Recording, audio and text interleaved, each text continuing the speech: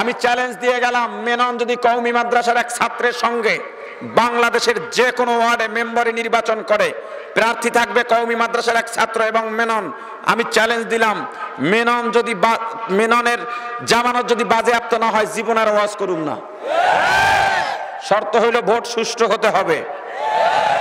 মেনন আর কওমি মাদ্রাসার ছাত্র, যেখানে কওমি মাদ্রাসার ছাত্রের সামনে মেনন মেম্বারও হতে পারে না, সেই মেনন আপনার দয়ায়, প্রধানমন্ত্রীর দয়ায় এমপি হয়ে সেই সংসদে দাঁড়িয়ে মুসলমানের বিরুদ্ধে কথা বলবে। মুসলমান চুপ করে ঘুমাবে তা হতে পারে না।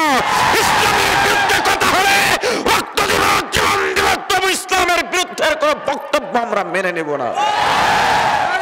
আলহামদুলিল্লাহ আলহামদুলিল্লাহি ওয়া কাফা ওয়া সালামুন আলা ইবাদিহিল্লাযীনা ইসতাফা আম্মা বা'দু ফাআউযু বিল্লাহি মিনাশ শাইতানির রাজীম বিসমিল্লাহির রহমানির রহিম فأما من طغى وآثر الحياة الدنيا فإن الجحيم هي المأوى وأما من خاف مقام ربه ونهى النفس عن الهوى فإن الجنة هي المأوى صدق الله العظيم درود شريف پڑھی اللهم صل على محمد وعلى آل محمد كما صليت على إبراهيم وعلى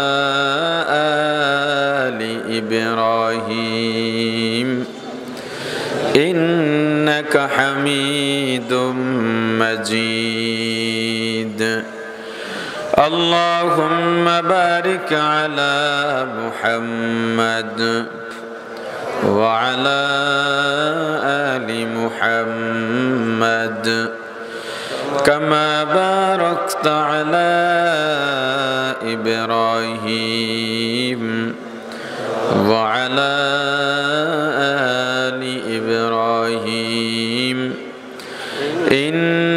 إنك حميد مجيد الحمد لله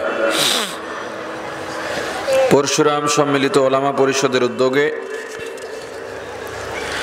22তম ইসলামী মহাসম্মেলনের সমাপনী অধিবেশনের মুহতারাম সভাপতি মুআজ্জাজ মুকাররম হযরত উলামায়ে কেরাম, দূর দূরান্ত থেকে আগত ইসলাম প্রিয়, দিন প্রিয়, মর্দে মুজাহিদ, আল্লাহ রাব্বুল আলামিনের আশিকিন জাকিরিন মুসলমান ভাইরা, কলিজার টুকরা সমবয়সী যুবক ও ছাত্র বন্ধুগণ, পর্দানিশী মা ও বোনেরা, আল্লাহ তাআলার দরবারে লক্ষ কোটি শুকর ও সুজুদ যেই মহান রব্বুল আলামিন আমাদেরকে হায়াত তৈয়বা দান করে দুনিয়ার জান্নাতের বাগান কোরআন ও হাদিসের আলোচনার এই মুবারক মজলিসে আশা ও বসার মতো তৌফিক দান করেছেন, আলোচনা শোনার মতো সুযোগ করে দিয়েছেন। এজন্য সকলে শুকরিয়া আদায় করি, আলহামদুলিল্লাহ। পরকালে আল্লাহ রাব্বুল আলামিন দুইটা জায়গা নির্ধারণ করেছেন। কথাগুলো বলে কোথায়?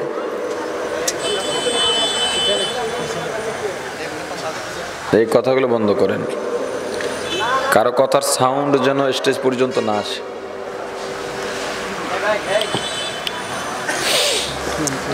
পরকালে জায়গা কয়টা? সবাই জবাব দেন না কেন? একটা জায়গার নাম হলো জান্নাত, আর একটা জায়গার নাম জাহান্নাম। জায়গা কয়টা? কি কি? এই দুই জায়গার বাহিরে কোনো জায়গা পরকালে নেই। আপনার ইচ্ছা থাকুক চাই না থাকুক, আপনার কর্মের কারণে এই দুই জায়গার যে কোনো এক জায়গায় আপনাকে যেতেই হবে। হয়তো জান্নাত নয়তো জাহান্নাম। এই দুই জায়গার বাহিরে আপনার কোনো জায়গা হবে না। দুনিয়াতে আপনি দাবি করলেন আমি জান্নাতি, আর একজনকে বলে দিলেন অমুকে জাহান্নামী। আপনার এই কথার কোনো দাম নাই। জান্নাত জাহান্নাম নির্ধারণ হবে আপনার কাজের উপরে। আপনি মুখে দাবি যাই করেন, কোনো কাজে আসবে না। জায়গা কয়টা? সবার জবাব দিতে হবে। জায়গা কয়টা? কি কি? কি কি? জান্নাত। এটা একটা শান্তির বালাখানা। কতটা শান্তি পৃথিবীর মানুষের কল্পনা করার ধারণ ক্ষমতা নাই, যে কত শান্তি আর কত আনন্দের হবে। সারা পৃথিবীর সকল সুখ দুঃখ যদি এক জায়গায় করা হয়, জান্নাতের যাররা শান্তি আর আনন্দের সমান হবে না। যাররা বুঝেন? যাররা কি? কিসের সরিষা? সর্বনিম্ন অস্তিত্বকে, সর্বনিম্ন অস্তিত্ব যেটা আপনি চোখে দেখার সর্বনিম্ন ছোট, এটাই যাররা। এরপরে আর কোন অস্তিত্ব থাকতে পারে না, এর চেয়ে ছোট হইলে আর দেখাই যায় না। এটার নাম কি? যাররা।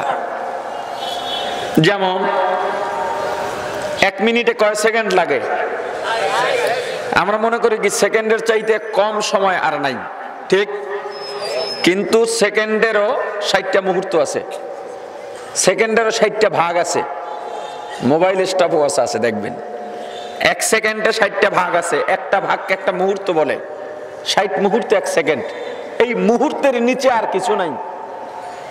সময়ের দিক থেকে আপনি এটাকে যাররা সময় বলতে পারেন। বুঝাইতে পারি নাই? আর অস্তিত্বের দিক থেকে সবচেয়ে ছোট অস্তিত্ব, যার নিচে আর দেখা যায় না। এই বেটা গাধা,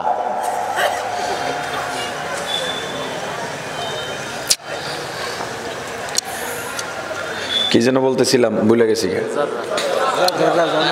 জান্নাতের এমন যাররা শান্তি সারা দুনিয়ার সব সুখ শান্তির চাইতে পরিমাণে বেশি।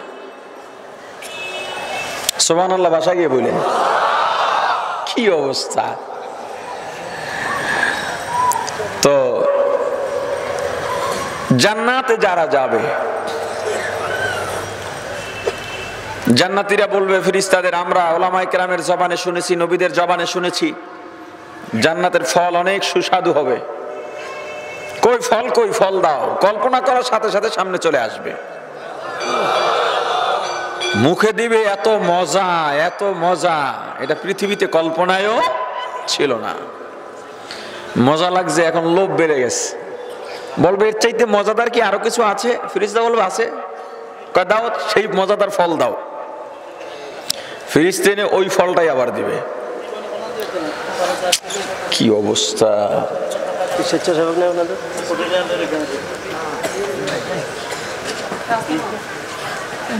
এখানে 2 জন থাকেন স্বেচ্ছাসেবকের পক্ষ থেকে, যাতে কেউ এদিকে এসে কথা না বলে।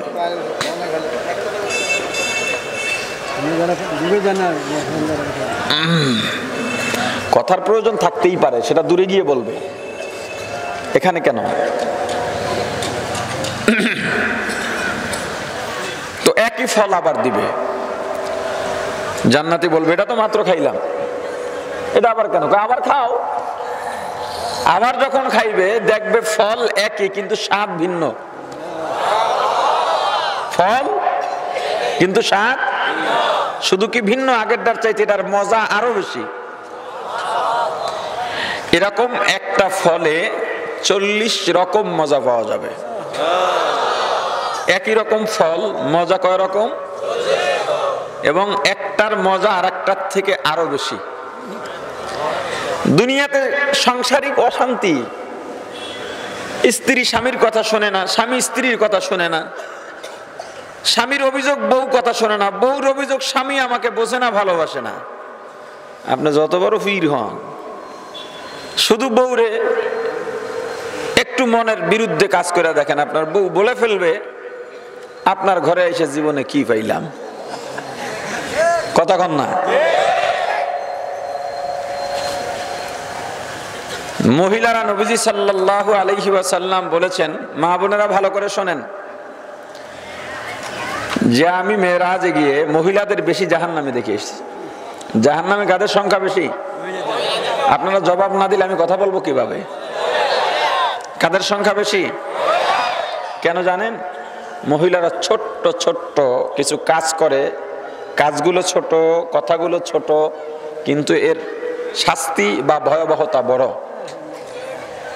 বললো আপনার সংসারে এসে আমি কি পেলাম, অথচ 30 বছর সংসার হয়ে গেছে, কিছু না পাইলে তুমি 30 বছর আমার ঘরে কাটাইলে কেমনে? এই যে অকৃতজ্ঞতা, এটা মারাত্মক। আপনাকে বলছে আমাকে একটা শাড়ি এনে দেন, পাশের বাড়ির ভাবির জন্য ভাই শাড়ি এনে দিয়েছে, আপনি বলেন এখন টাকা নাই, পরে দেখবো। আমি বললি আপনার টাকা নাই, কবে কি আপনি আমার চাহিদা পূরণ করেছেন? আর আপনি তো আপনার বিবিকেও খুব ভালোবাসেন, আপনি আপনার বিবিকে তো এরকম কিছু বলেন না। কথা বলে না? কি বলেন না? বলেন না? তোরে এই না আমার ঘরটা, আমার সংসারটা শেষ, কি দিছো আমার জ্বালান ছাড়া, কি করছো, সারা জীবন জ্বালাইতে জ্বালাইতে গেলি। তো স্ত্রীর অকৃতজ্ঞতামূলক কথায় যদি স্ত্রী জাহান্নামে যায়, তো আপনি কি জান্নাতে যাওয়ার কথা? এজন্য উভয় দিক থেকে সহনশীল হওয়া উচিত। আমি যেটা বলার উদ্দেশ্য সেটা হলো, সাংসারিক দুনিয়ার সংসারে কত অশান্তি, কিন্তু জান্নাতে যারা আপনার বিবি হবে, এরা জীবনে আপনার চোখে চোখ তুলে কথা বলবে না,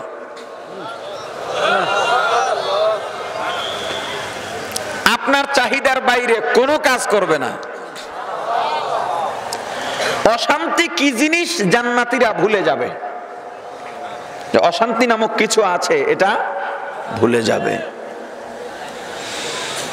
সবচেয়ে ছোট জান্নাত যে পাবে, ওই জান্নাতের পরিমাণ হবে এই দুনিয়ার 10টার সমান। কতটুকু জায়গা লাগবে আপনার বলেন? দুনিয়ার মধ্যে 1 হাত আধা হাত জায়গার জন্য খুনাখুনি পর্যন্ত হয়। কত জায়গা লাগবে আপনার? ছোট জান্নাত এই দুনিয়ার 10টার সমান, অথচ দুনিয়াতে 4 আঙ্গুল 1 হাত জায়গার জন্য আপনি যুদ্ধ লাগায়া দেন, পাড়া প্রতিবেশীর সাথে এটা নিয়ে ঝগড়া, মামলা মামলি, কথাবার্তা হয় না, খুনাখুনি পর্যন্ত হয়।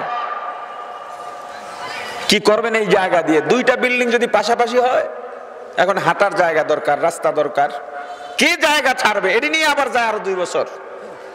কেন? তুমি 2 হাত জায়গা ছাড়লে কি তোমার রুমে জায়গা কম পড়বে, নাকি তোমার ঘুমের সময় হাঁটু ভাঁজ করে রাখতে হবে? কি হয় এতটুকু ছাড়লে? বরং মনে করে এই যদি আরেকজনের জমিনে 1 হাত আমার মধ্যে টান মেরে নেওয়া যায়, তোই বুঝি জিতে গেলাম। অমুকে মজুমদার সাহেবরা তো এই বাড়িতে 300 বছর থাকে, কয়েকটা কাগজ বের হয়েছে, ওয়ারিশ বের হয়েছে, ওই কাগজের মধ্যে কোনো মতো কায়দা কানুন করলে ওই জায়গাটা হেগো বাড়ির থেকে নামাই দেওয়া যায়।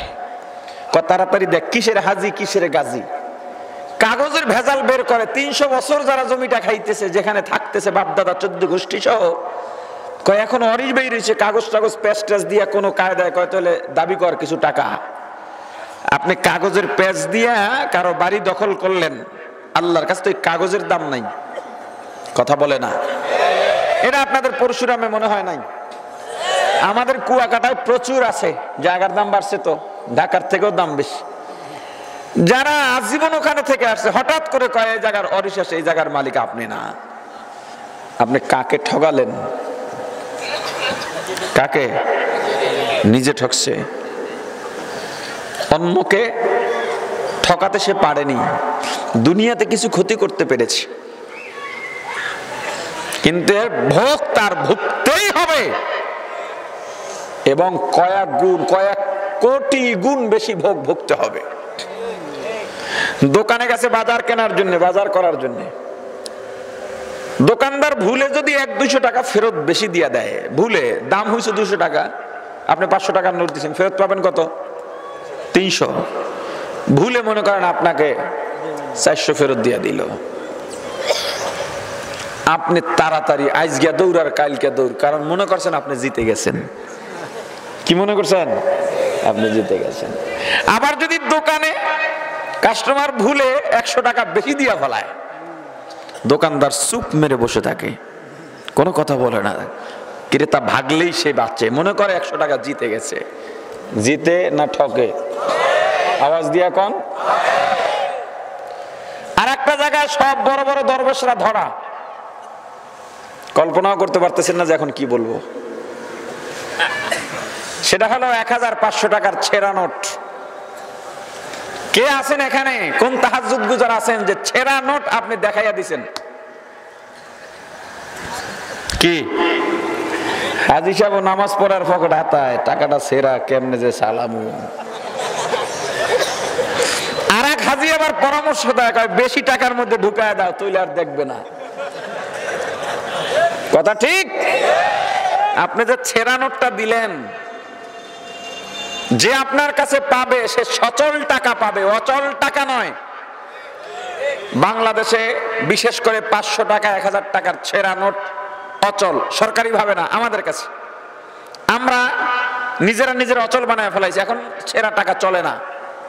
বিশ্বের অন্যান্য জায়গায় ছেঁড়া নোট চলে।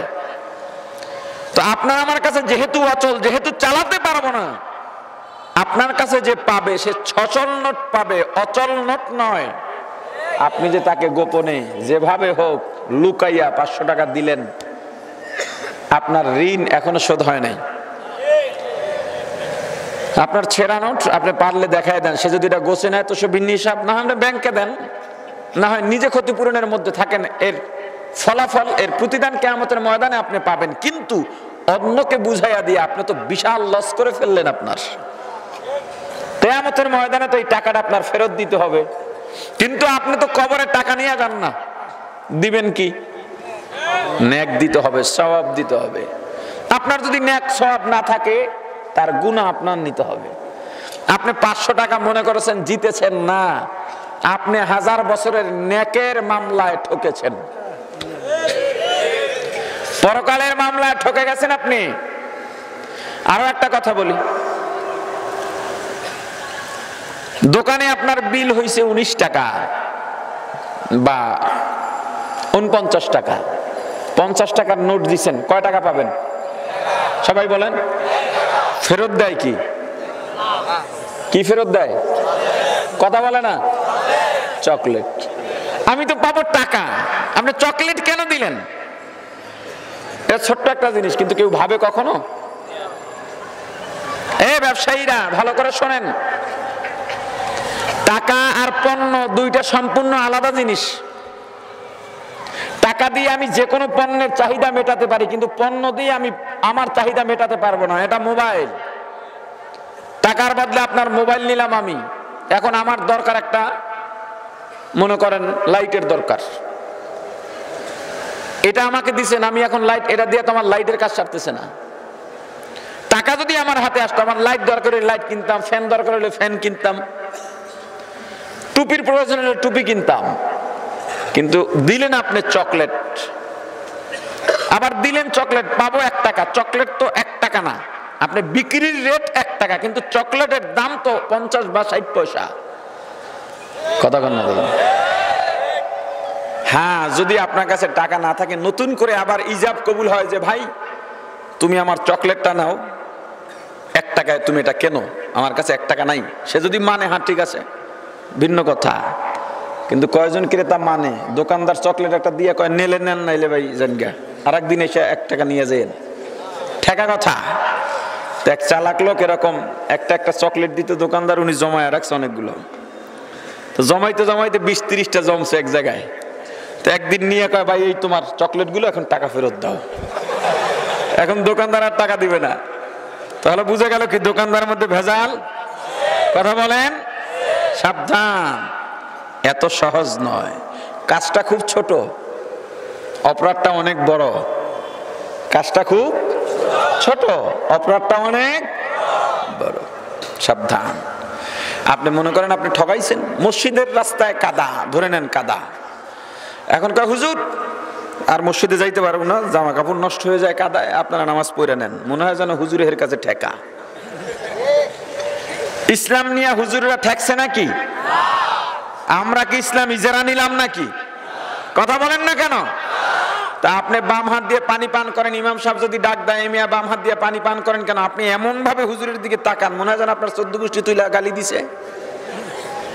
অথচ আপনি যে বাম হাতে পানি পান করেন, এই যে ডাক দিল হুজুর, হুজুরের স্বার্থে না আপনার স্বার্থে? কথা বলেন না কেন? তা আপনি তো যেমন ভাবলেন মনে হয় যেন আপনার স্বার্থে, হুজুরের নিজের স্বার্থে বলতেছে। ইমাম সাহেব যুবকরে বলতেছে, তুমি 41 দিন তাকবীরুল্লাহর সঙ্গে নামাজ পড়লে তোমাকে একটা পুরস্কার দেওয়া হবে। হুজুর দেবেন তো? বলে হ্যাঁ দেব। তো যুবক 41 দিন নামাজ পড়ছে তাকবীরুল্লাহর সঙ্গে। 41 দিন পর হুজুরের কাছে গেছে, হুজুর কি দেবেন দেন। ইমাম সাহেব চিন্তা করতেছেন 41 দিন তাকবীরুল্লাহর সঙ্গে নামাজ পড়লে ওর তো আর আমার কাছে আসার কথা না, ওর তো মনই পরিবর্তন হয়ে যাওয়ার কথা। তো হুজুর বলেন, বাবা তুমি তো পেয়েই গেছো। কই না পাই নেই তো। 41 দিন তাকবীরুল্লাহর সঙ্গে নামাজ আদায় করলে জাহান্নামীর খাতার থেকে নাম কেটে জান্নাতীদের খাতায় নাম উঠে যায়। যুবক বলে, জানতাম হুজুর মানুষ, এরকম পেশ আগে একটা লাগাইবেন, এজন্য এক ওয়াক্ত ওযু দিয়া পড়ি নাই।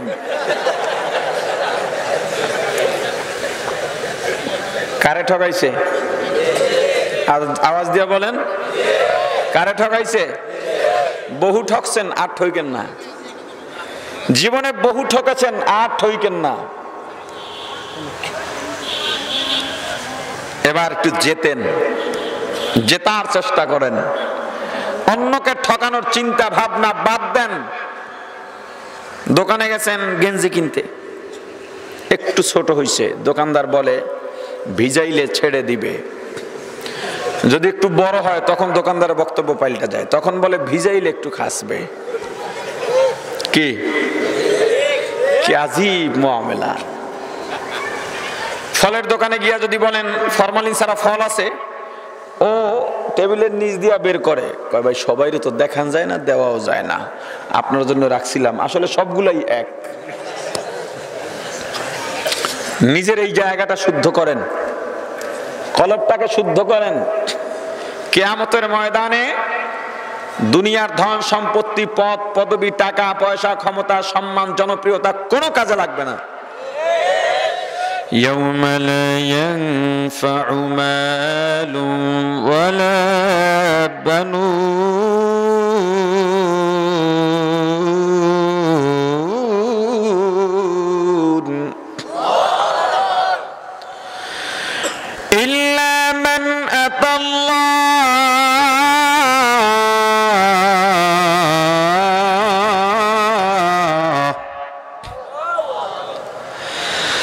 ইল্লা মান আতাল্লাহ বিকলবিন সালিম।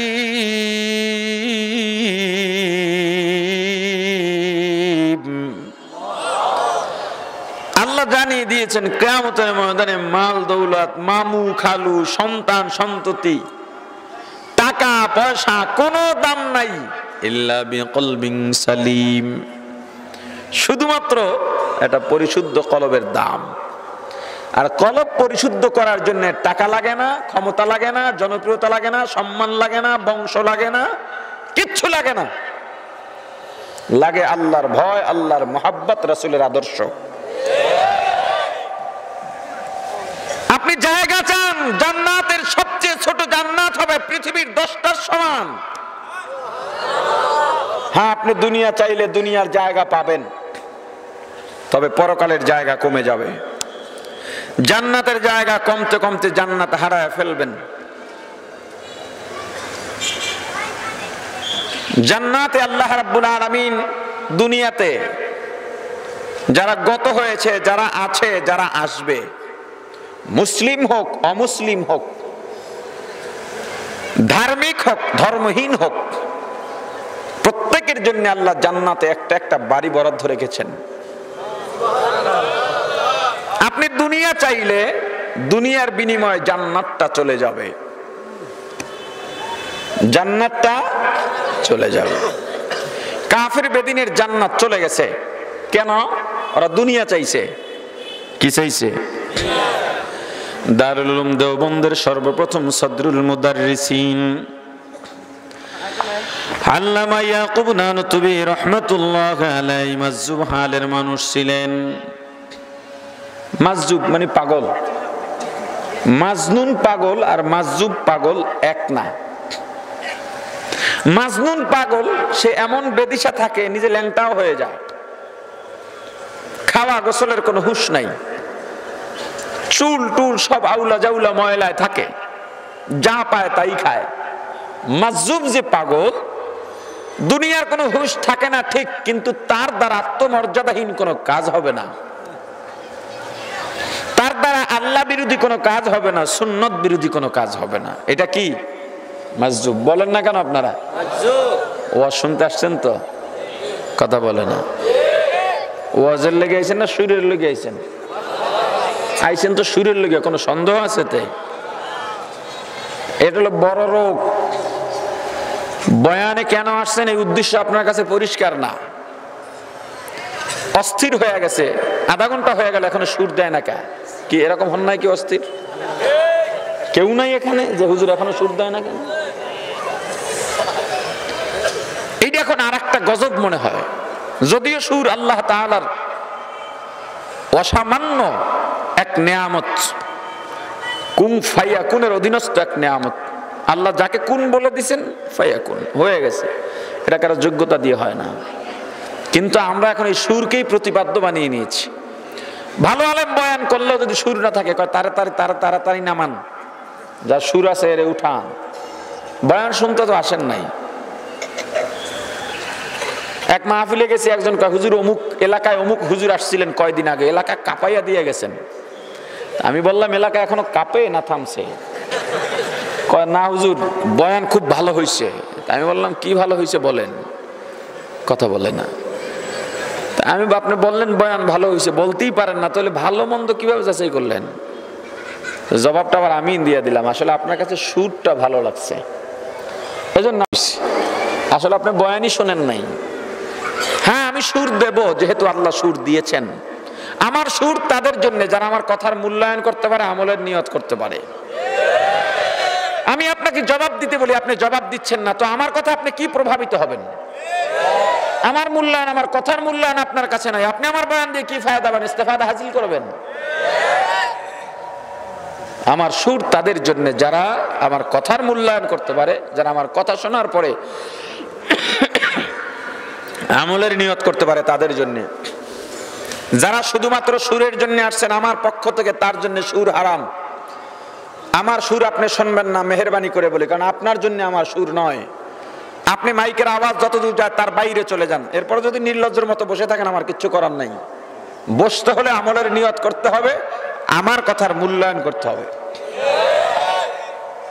কারণ আমি সুর ভিত্তিক বয়ান করি না যে সুরের উপরেই আমি মানুষকে ধরে রাখবো। আস্তে আস্তে সুর বাদই দিয়ে দেব, কারণ মানুষের মাঝে এখন সুর মানে ওয়াজ মানে সুর মনে করে। এই সংস্কৃতি বাদ দিতে হবে। বাংলাদেশের মতো ওয়াজ মাহফিল এত বড় নেয়ামত, এটা বিশ্বের কোথাও এত বড় নেয়ামত নাই। আপনি কল্পনা করতে পারবেন না বাংলাদেশের মানুষ কতটা ভাগ্যবান।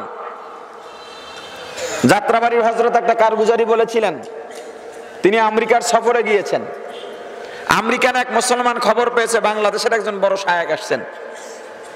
১৫০০ মাইল দূর থেকে হেলিকপ্টার রিজার্ভ করে হুজুরের সঙ্গে সাক্ষাৎ করতে আসছেন এক আমেরিকান মুসলমান। কেন জানেন? ওযু আর গোসলের মাসালা জানতে। ১৫০০ মাইল দূর থেকে ওযু আর গোসলের মাসালা জানতে আসে। দিন শেখা তাদের জন্য কত কঠিন।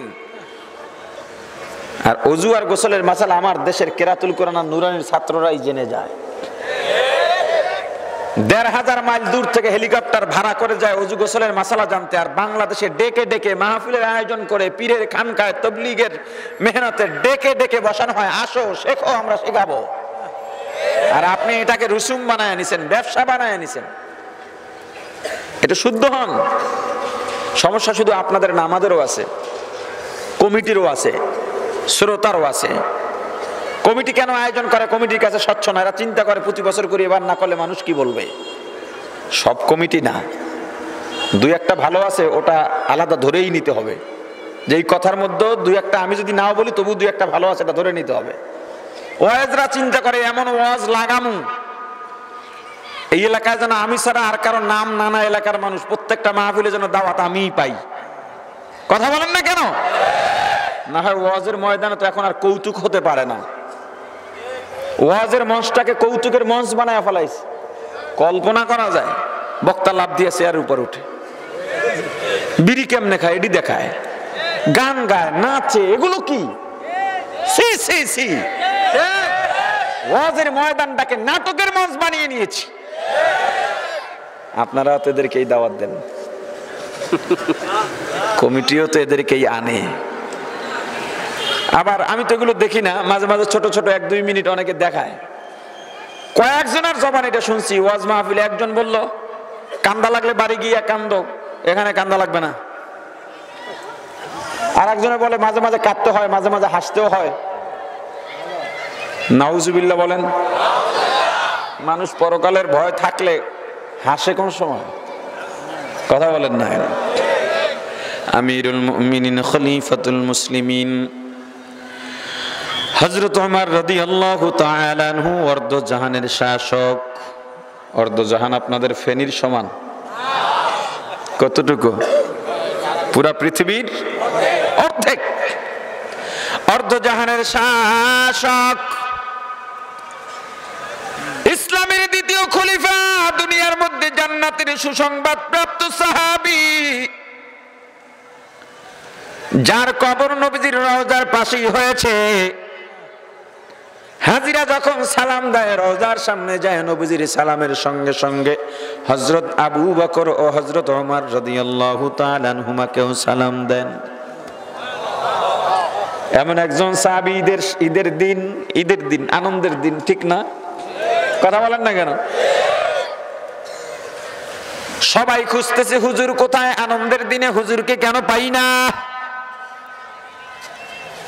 একজন হুজুরের কামরার দিকে গিয়ে দেখলেন হুজুরের দরজাটা ভেতর থেকে বন্ধ, ভেতর থেকে শুধু কান্নার আওয়াজ আর কান্নার আওয়াজ। সাহাবায়ে কেরাম যারা ছিলেন তারা গিয়া সামনে দাঁড়ালেন, দরজার মধ্যে ছোট্ট ছোট্ট করে নক করেন আর বিনয়ের সঙ্গে বলেন, হুজুর এই দিনে আপনি কেন কাঁদেন? আপনার কান্না আমরা সহ্য করতে পারি না। আমিরুল মুমিনিন খলিফাতুল মুসলিমিন হযরত ওমর রাদিয়াল্লাহু তাআলা আনহু জবাব দিয়া বলে, ঈদের দিন আনন্দের দিন তোমরা আনন্দ করো, এতে কোনো গুনাহ নাই, কিন্তু আমি ওমরের মনের মধ্যে কোনো আনন্দ নাই।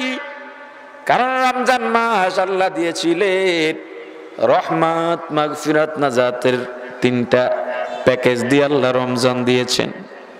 জানি না গুনাহ ক্ষমা করাইতে পারলাম কিনা। রমজান আমার থেকে শেষ হয়ে গেছে, আগামী রমজান পাবো কিনা তাও তো আমি জানি না। আমি গুনাহ ক্ষমা করাইতে পারলাম কিনা এই ভয় আমি কাঁদতেছি। আর আপনি বলেন মাঝে মাঝে হাসাও দরকার। কথা প্রসঙ্গে যদি যৌক্তিক এবং শালীন ভাষায় এরকম কিছু থাকে, কথা প্রসঙ্গে প্রয়োজন হয় বলার, সেটা হতে পারে মুস্কি হাসি হবে, এটাও সুন্নত। এমন ভাবে হাসে, নিজেও হাসে, অট্ট হাসি, পুরো ময়দান নাড়ায় ফেলা, পরিকল্পিত ভাবে কৌতুকের বই মোতালা করে ওয়াজে ওঠে। কিয়ামতের আলামত এগুলো। কথা বলেন না কেন? এগুলো কিয়ামতের আলামত। বয়ান শুনতে আসছেন তো? বলেন। সুর না হইলে অসুবিধা নাই তো? এই পরিশ্রমের মানুষ আজ থেকে এটার উপর ইস্তেকামাত থাকবেন। আলেম যদি ভালো হয়, কথা যদি ভালো হয়, সুরটুর বুঝি না, তার কথাই আমরা শুনবো। যারা প্যাচ লাগায় এদের কথা আমরা শুনবো না।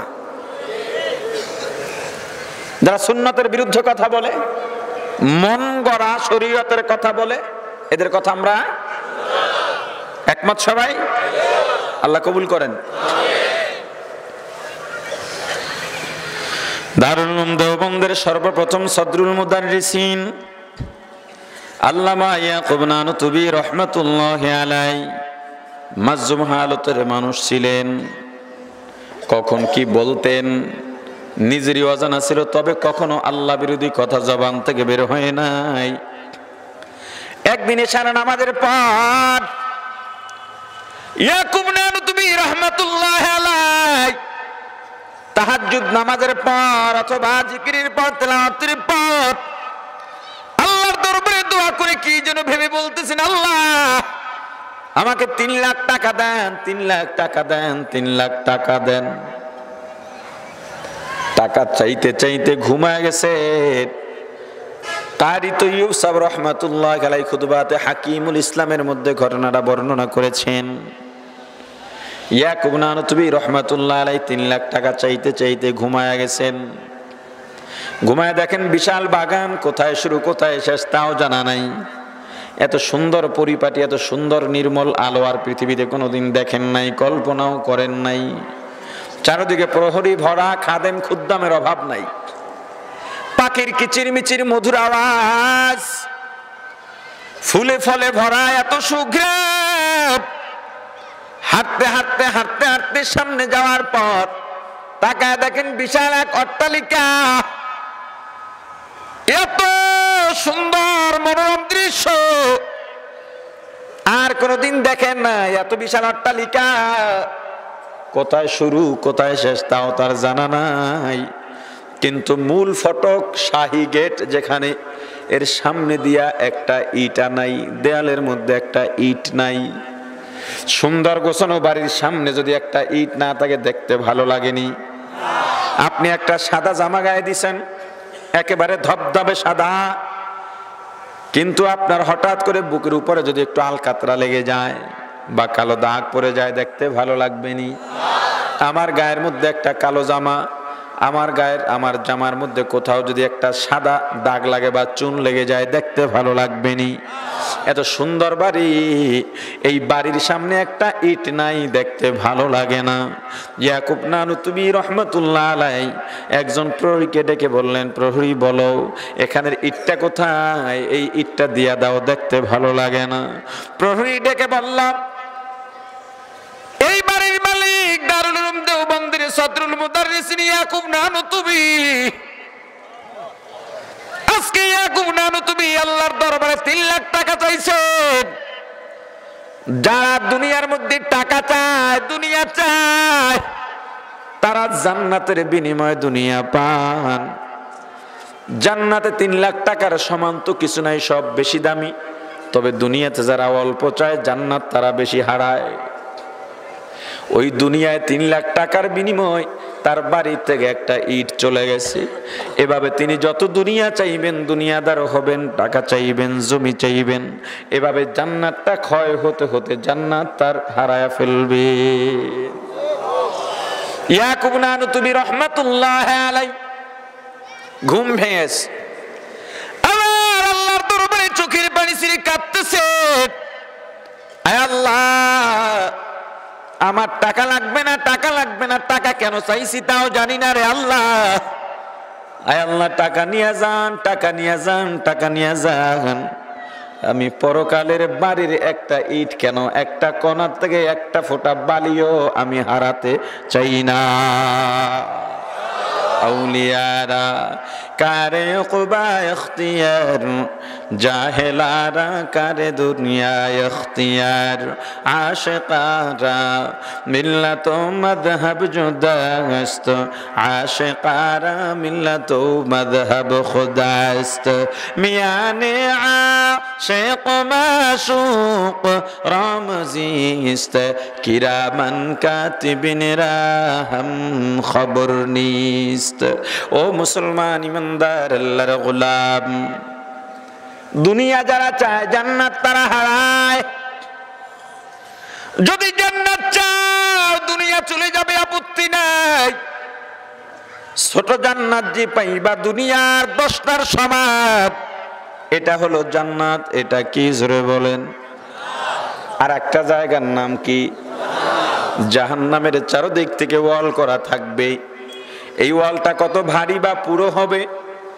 দুনিয়ার মধ্যে যারা বিল্ডিং করে ওয়াল করে 5 ইঞ্চি ওয়াল, 10 ইঞ্চি ওয়াল, কিন্তু জাহান্নামের ওয়াল কত ইঞ্চি থাকবে জানেন? কোনো ইঞ্চি টিঞ্চি নাই, এত পুরো হবে। ওই জাহান্নামের ওয়াল এক পাশ থেকে আর এক পাশে যাইতে পুরোর দিক থেকে 40 বছর সময় লেগে যাবে। কি কইছেন? সুবহানাল্লাহ। 40 বছর। এটা দুনিয়ার গণনার 40 নয়, পরকালের গণনার 40। পরকালে একদিন সমান সমান দুনিয়ায় 1000 দিন। তার মানে দুনিয়াতে একদিন হয় 24 ঘন্টায়, আর পরকালে একদিন হবে দুনিয়ার 24 ঘন্টার 1024 ঘন্টায়। বুঝেন নাই? জাহান্নামের উপর দিয়ে, জাহান্নাম কত গভীর হবে? জাহান্নামের উপর দিয়ে পুলসিরাত হবে। হাদিস শরীফ এসেছে জাহান্নামের উপর দিয়ে পুলসিরাত থাকবে। জাহান্নামীরা পুলসিরাত কেটে কেটে যখন জাহান্নামে পড়ে যাবে, জাহান্নামের নিচ পর্যন্ত তলদেশে যেতে যেতে 70,000 বছর সময় লেগে যাবে। বোঝেন জাহান্নাম কি? এখান থেকে বোঝেন, এখানে প্রথিত করেন, ঢুকান, গেথে রাখেন। শুধু শোনার জন্য শুনেন না, বোঝার জন্য শোনেন এবং ভিতরে ঢুকান। এই বাচ্চাদের চিল্লাচিল্লি বন্ধ করতে হবে। বন্ধ তো করতে পারবেন না, বাচ্চাদের কাজে চিল্লাচিল্লি করা, ওদেরকে একটু দূরে সরায় দিতে হবে। মাহফিল কমিটির কেউ এটা দায়িত্ব নেন।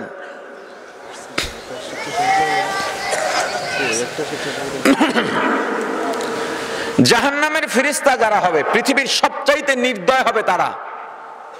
এটা নির্দয় মানুষ জীবনে দেখে নাই। ওদের মধ্যে দয়া মায়া বলতে কিচ্ছু থাকবে না। শশা মাঝে মাঝে মিষ্টি লাগে, মাঝে মাঝে মাঝে মাঝে তেতাও লাগে। কথা বুঝেন না? কি বুঝাই, কাকু বুঝাই? জবাব দেন না কেন? শশা মাঝে মাঝে মিষ্টি লাগে, মাঝে মাঝে করলা মাঝে মাঝে মিষ্টি লাগে না? জাহান্নামের ফেরেশতা তিতার মতো, করলার মতো, সব সময় তারা নির্দয় থাকবে। তাদের কাজ জাহান্নামীদেরকে তিরস্কার করা, অপমান করা, লজ্জা দেওয়া, শাস্তি দেওয়া। মাঝে মাঝে জাহান্নামের ফেরেশতারা বিকট চিৎকার করবে। এই চিৎকারের আওয়াজ 500 মাইল দূর থেকে শোনা যাবে। জাহান্নামীদের কান দিয়ে যখন আওয়াজটা ঢুকবে, কানের পর্দা ফেটে মাথার মগজগুলো এক জায়গায় ব্যালেন্ডারের মতো সব গলায় আর এক কান দিয়া ফিনকি দিয়ে বের হয়ে যাবে। গরু জবাও দিলে, ছাগল জবাও দিলে যেমন রক্ত দৌড় মারে না, বুলেটের মতো ছোটে, ঠিক জাহান্নামের ফেরেশতাদের আওয়াজে জাহান্নামীদের মগজগুলো এভাবে কান দিয়ে বের হয়ে যাবে। একদিক থেকে সাপ আসবে শ শ করতে করতে, আর একদিক থেকে লাফাতে লাফাতে বিচ্ছু আসবে। একবার দংশন করলে 40 বছরে আর বিষ নামবে না। চিৎকার চেঁচামেচি একদিকে, জাহান্নামীরা একজন আর একজনকে খামচায়া ধরবে, কামড়ায়া ধরবে। যখন বৃষ্টি বেশি হয়, জমিনে পানি বেড়ে যায় বা বন্যা হয়, দেখবেন পিঁপড়া দলা হয়ে অনেকগুলো পিঁপড়া একটা আরেকটাকে কামড়িয়ে রাখছে, পানির মধ্যে পল্টি খায়, দেখা যায় না? জাহান্নামে এভাবে জাহান্নামীর একজন আর একজনকে কামড়ায় ধরবে, খামচি দিয়া ধরবে, গোল হয়ে যাবে। আগুনের লেলিহানের সাথে উপরে, লেলিহান দেখছেন? আগুনের ফুলকি, চকবাজার আগুন যে লাগছে টিভিতে দেখছেন? এটা তো দুনিয়ার আগুন। জাহান্নামের আগুন দুনিয়ার আগুন থেকে 70 গুণ তাপ বেশি হবে। ওই আগুনের ফুলকির সাথে উপরে উঠে যাবে। যখন ফুলকিটা ভেঙে যাবে, লেলিহানটা ছড়ায় যাবে, তখন জাহান্নামের এক এক দেশে গিয়া পড়বে। আরেকদিকে জাহান্নামের ফেরেশতারা পানি গরম বানায়, এত উত্তপ্ত গরম হবে, একদল জাহান্নামীর মাথার থেকে ছাড়বে, শরীরের সমস্ত গোস্তগুলো খসে খসে পড়ে যাবে। কেমনে সহ্য করবেন? আর একদিকে বিকট আওয়াজ, চিৎকার চেঁচামেচি। জাহান্নামের ফিরিস্তারা জাহান্নামের হাতুড়ি নিয়ে জাহান্নামীকে এমন ধরে আঘাত করতেছে, এক এক আঘাতে জাহান্নামী কয়েক হাজার মাইল মাটির মধ্যে ঢুকে যাবে। আবার সেখান থেকে টেনে হিঁচড়ে বের করা হবে, ছিঁড়ে ছিঁড়ে আসবে, আবার এক জায়গায় করে আবার আযাব দেওয়া শুরু হবে। একদিক থেকে দুর্গন্ধ, এত দুর্গন্ধ, পৃথিবীর মাঝে যদি জাহান্নামের সেই দুর্গন্ধযুক্ত একটু পুই ছাড়া হতো, পৃথিবীর মানুষগুলো দম বন্ধ হয়ে মারা যেত। জাহান্নামীরা জাহান্নামে জ্বলতে জ্বলতে জাহান্নামীদের রক্ত, জাহান্নামীদের গোস্ত, চর্বি, চামড়াগুলো এক জায়গা থেকে পুইজে পরিণত হয়ে যাবে, পুইজের নহর বয়ে যাবে। এটা জাহান্নাম, অল্প সময় বললাম, এটা জাহান্নাম। পরকালে জায়গা কয়টা? জবাব দেন না কেন? একটা আর একটা। দুনিয়াতেও দল হবে দুইটা। কত কামড়া কামড়ি, আমি অমুক পীরের মুরিদ, আমি অমুক দলের সমর্থক, কত মারামারি, কত কি। দুনিয়ায় যত দল আছে, যত মত আছে, এগুলোর কোনো ভ্যালু আল্লাহর দরবারে নাই। তো ফায়দা কি এগুলো নিয়ে মারামারি কামড়া কামড়ি করে? দুনিয়াতে দল হবে দুইটা। কয়টা? আপনার কথা দিয়ে আপনি জান্নাতেও যেতে পারবেন না, আপনার দাবি দিয়ে আপনি জাহান্নামেও যেতে পারবেন না। বাংলাদেশে মুক্তিযোদ্ধা ভাতা দেওয়া হয়, হয় না?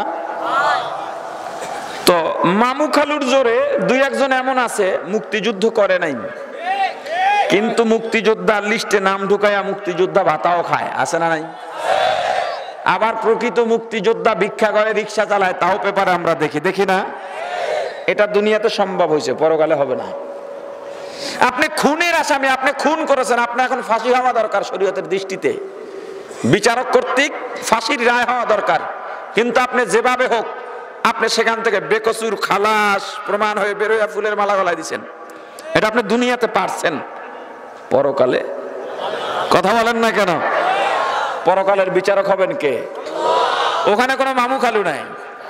মং দুনিয়ার মধ্যে যত মাস্তানি করো, কিয়ামতের ময়দান আল্লাহ রাব্বুল আলামিন কহারিয়া সিফাতের নামের সাইনবোর্ড টানাবেন। কহার, কত কঠোর হতে পারেন সেদিন দেখবে গুনাহগার মাস্তানরা যে আল্লাহ কত কঠোর হতে পারেন। আল্লাহ গোসা করে ডাক দিবেন, লিমানিল মুলকুল ইয়াউম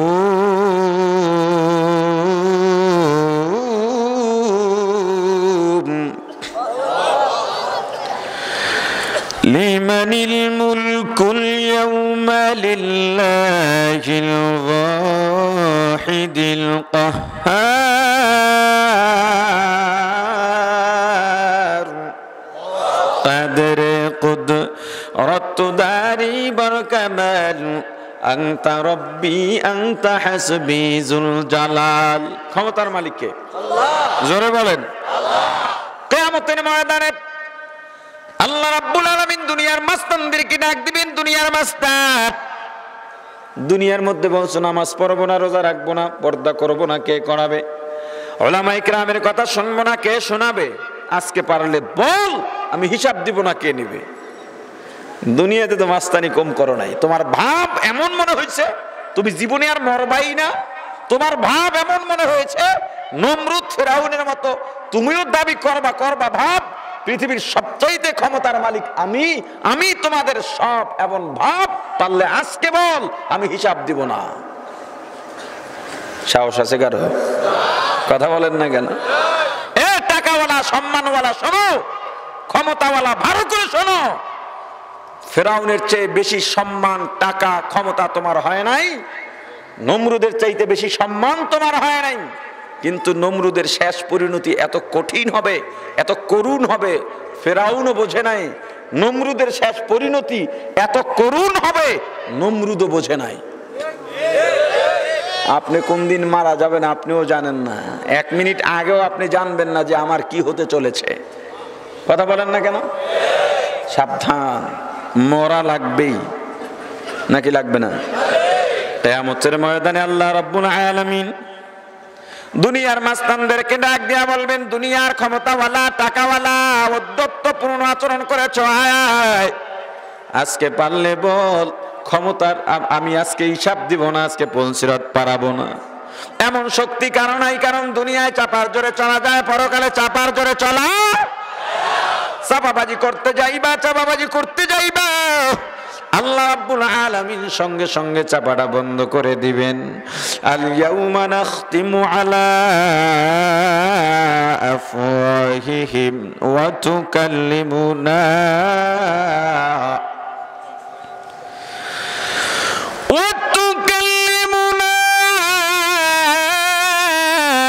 আইদিহিম ওয়া তাশহাদু আরজুলুহুম বিমা কানু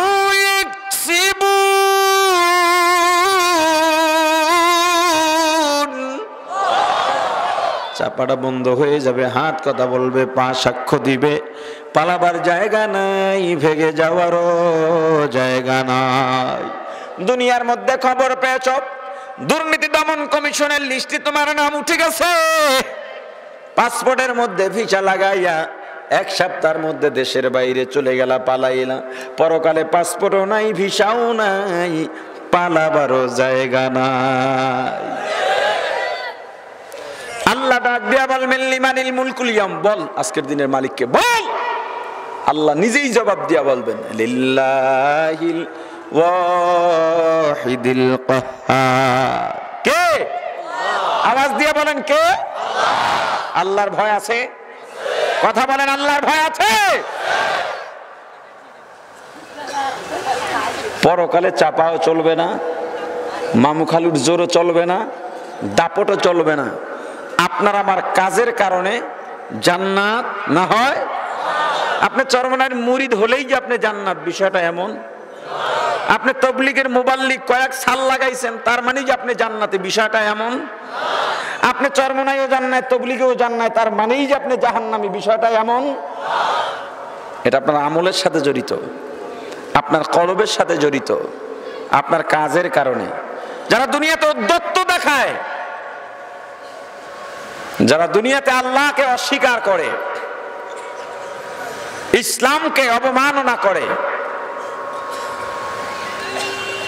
তাদের অবস্থান কিয়ামতের ময়দানে খুবই করুণ হবে, দুনিয়ায়ও করুণ হয়।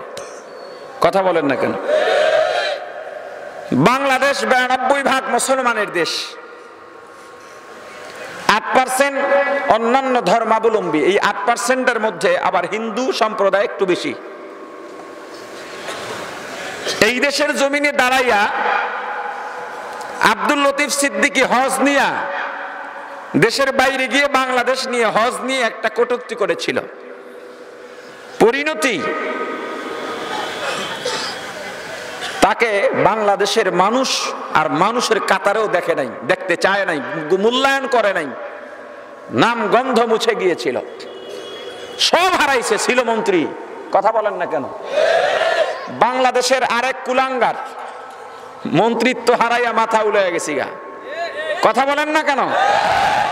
বাংলাদেশের সংসদ, যেই সংসদ আজানের সময় বন্ধ থাকে, নামাজের বিরতি দেওয়া হয়, কোরআনের তেলাওয়াতের মাধ্যমে শুরু হয়, সেই পবিত্র মহান সংসদে দাঁড়িয়ে রাশেদ খান মিনুর মতো, মেননের মতো সাধারণ চুনুপুটি এক নাস্তিক ইসলামের বিরুদ্ধে আঙুল তুলে কাদিয়ানীদের দালালি করে, রাসূলের আদর্শকে মোল্লাতন্ত্র বলে আখ্যায়িত করে গালি দেয়, আহমদ শফিকে নিয়ে কটূক্তি করে, কওমি মাদ্রাসাকে বিষ বৃক্ষ বলে আখ্যা দেয়, ওর মতো নাস্তিক কিয়ামতের ময়দানে শুধু নয়, পৃথিবীর জমিনেও সারা সমস্ত মানুষ মুসলমান কর্তৃক অবাঞ্ছিত হবে ইনশাআল্লাহ। আমরা এটা বিশ্বাস করি। এখানে উপজেলা চেয়ারম্যান আছেন, গোয়েন্দাদের লোক আছে, এটা নিশ্চিত। আপনাদের মাধ্যমে প্রধানমন্ত্রী পর্যন্ত আমার সংবাদটা পৌঁছানোর আহ্বান জানাচ্ছি। প্রধানমন্ত্রী, আপনি কওমি মাদ্রাসাকে স্বীকৃতি দিয়েছেন, আমরা এখন জানি আপনি কওমি মাদ্রাসার বন্ধু। কওমি ওলামায়ে কেরামের সঙ্গে সোহরাওয়ার্দী উদ্যানে আপনার সংবর্ধনা হয়েছে। আপনারই সংসদে দাঁড়িয়ে সেই কওমি মাদ্রাসাকে যে বিষ বৃক্ষ বলে আখ্যায়িত করেছে, বক্তব্য দিয়েছে, উপযুক্ত শাস্তি তাকে দিতে হবে এবং তার সংসদ সদস্য পদ বাতিল করতে হবে। পাশাপাশি এটা অনুরোধ জানাই, আপনারই দলের দুই একজন এমপি সংবাদ সম্মেলন করে রাশেদ খান মেননের পক্ষে অবস্থান নিয়েছে, আমরা এর তীব্র নিন্দা জানাই। কারণ কাদিয়ানির দালালি যারা করে ওরাও কাফের। এদেশে কাফেরও থাকতে পারবে, খ্রিস্টানও থাকতে পারবে, হিন্দুও থাকতে পারবে, বৌদ্ধও থাকতে পারবে, সেটা তাদের অবস্থান স্বীকার করে। কিন্তু মুসলমান নাম দাবি করে ইসলামের বিরুদ্ধে কথা বলবে, এটা মুসলমান সহ্য করবে না। আল্লাহর কসম করে বলি, চাউলের কেজি যদি 500 টাকা হয়, পারলে খাবো, না হয় না খেয়ে থাকবো। বিদ্যুৎ যদি থাকে তো আলহামদুলিল্লাহ, না থাকলে হারিকেন জ্বালিয়ে আমরা লেখাপড়া করব, আমরা কিচ্ছু বলবো না। কিন্তু ইসলামের বিরুদ্ধে কেউ যদি আঙুল তুলে আমরা আর চুপ থাকবো না। এই ঘুমন্ত জাতিকে আবার জাগ্রত করবেন না। আমরা চাই না নাস্তিকদের বিরুদ্ধে আরেকটা আন্দোলন করতে গিয়ে আরেকটা শাপলা চত্বর তৈরি হোক। ইসলাম শান্তি চায়, আমরাও শান্তি চাই, সৌহার্দ্যপূর্ণ ভ্রাতৃত্বপূর্ণ পরিবেশ চাই আমরা। দুই একটা নাস্তিক যারা বাংলাদেশে অশান্তির সৃষ্টি করে, এদেরকে আপনারা চিহ্নিত করেন। এখন আমি যদি মেননের বিরুদ্ধে বলি, এটা উগ্রতা নয়, এটা তার বিরুদ্ধে আমার উস্কাইয়া দেওয়াও নয়, বরং উস্কাইয়া দিছে মেনন নিজে। আমরা যেটা বলি এটা প্রতিবাদ। কেউ উস্কানি দিলে আমরা প্রতিবাদ করব, কথা বলেন ঠিক কিনা? এখন যদি মেননের শাস্তি না হয়, ওলামায়ে কেরাম যদি রাজপথে নেমে যান, এটা ওলামায়ে কেরামের দোষ নয়, এটা দায়িত্ব, নামতে বাধ্য করেছে মেনন। আমরা রাস্তায় নামার আগে মেননকে আমরা আর সংসদে দেখতে চাই না। আমি চ্যালেঞ্জ দিয়ে গেলাম, মেনন যদি কওমি মাদ্রাসার এক ছাত্রের সঙ্গে বাংলাদেশের যে কোনো ওয়ার্ডে মেম্বারে নির্বাচন করে, প্রার্থী থাকবে কওমি মাদ্রাসার এক ছাত্র এবং মেনন। আমি চ্যালেঞ্জ দিলাম, মেনন যদি মেননের জামানত যদি বাজেয়াপ্ত না হয়, জীবন আর ওয়াজ করুন না। শর্ত হইল ভোট সুষ্ঠু হতে হবে। মেনন আর কওমি মাদ্রাসার ছাত্র, যেখানে কওমি মাদ্রাসার ছাত্রের সামনে মেনন মেম্বারও হতে পারে না, সেই মেনন আপনার দয়ায়, প্রধানমন্ত্রীর দয়ায় এমপি হয়ে সেই সংসদে দাঁড়িয়ে মুসলমানের বিরুদ্ধে কথা বলবে। মুসলমান চুপ করে ঘুমাবে তা হতে পারে না। ইসলামের বিরুদ্ধে কথা হলে রক্ত দিব, জীবন দিব, তবু ইসলামের বিরুদ্ধে কোনো বক্তব্য আমরা মেনে নেব না।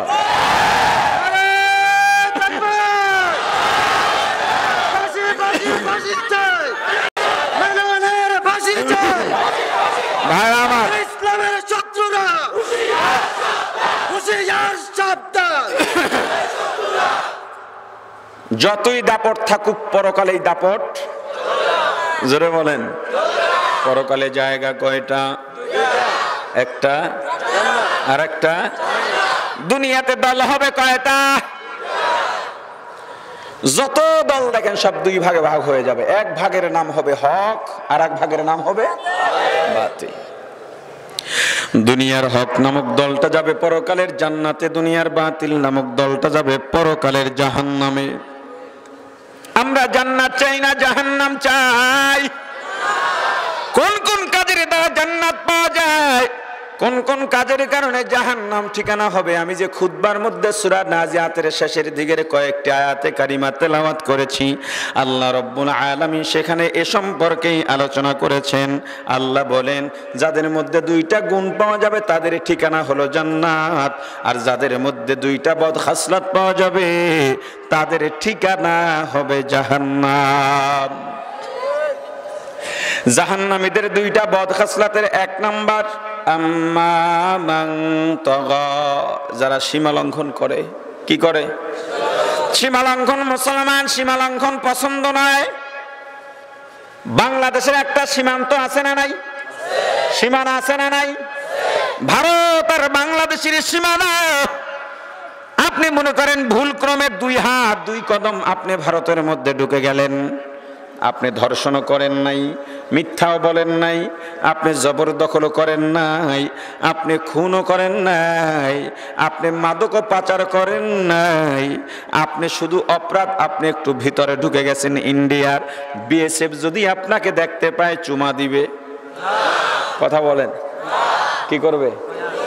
হয়তো গুলি না হয় ধরে নিয়ে জেলে ঢুকায়া দিবে। কেন? অপরাধ এতটুকু, আপনি সীমা লঙ্ঘন করেছেন। আপনার সীমায় আপনি নাই। প্রত্যেকটা মানুষের একটা সীমা আছে, আছে না নাই? আওয়াজ দিয়ে আবার একটা সীমা আছে না নাই? আপনার সীমানার মধ্যে আপনাকে থাকতে হবে। একই দোকানে বসে এতদিন চা পান করলেন, কোন একটা কারণে আপনি মেম্বার হয়ে গেছেন। এখন আপনি এলাকার মানুষগুলোকে আপনার কর্মচারী ভাবতে শুরু করেছেন, অথচ এই মেম্বারের কারণে আপনি সম্মানিত। এই পদটা যদি চলে যায় তখন আপনার কোনো সম্মান নাই। যেই পদের কারণে সম্মান বাড়ে, পদটা চলে গেলে ব্যক্তি সম্মান থাকে না, ওই পদের কোনো দামই নাই। ওই ব্যক্তি হলো আসল দামি। পদ থাকুক চাই না থাকুক সমানভাবে মানুষ শ্রদ্ধা করে। কথা বলেন ঠিক কিনা? ও মুসলমান ইমানদার, এমন পদ অর্জন করো যেই পদের মাধ্যমে আল্লাহর কাছে সম্মানিত হওয়া যায়। সম্মান দেওয়ার মালিককে বিশ্বাস হয়, ইজ্জত দেওয়ার মালিককে। ওয়া তুইজ্জু মান তাশা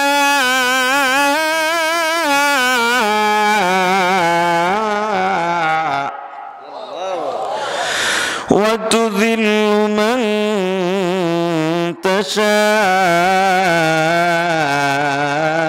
তাশাউ বিয়াদিকাল খায়র।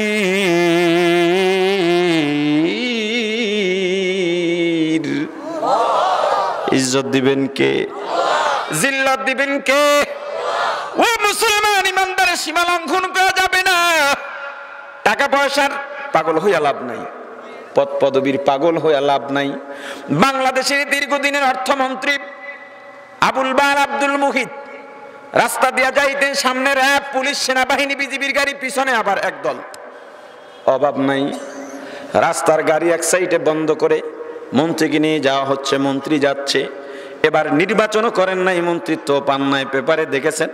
এয়ারপোর্টে মাজুর ব্যক্তি হুইল চেয়ারে চলেন, হাঁটতে পারেন না, তার চেয়ারটা ধরে ঠেলার মতো দুইটা লোক তার পাশে নাই।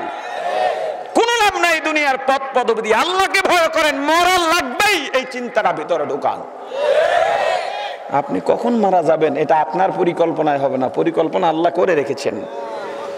আজরাইল ঘুরঘুর করতেছে পিছনে, সাবধান, যে কোনো মুহূর্তে আপনি পড়বেন আর মরবেন। কখন মরবেন আপনি নিজেই জানেন না। কথা বলেন না কেন? কল্পনাও করতে পারবেন না।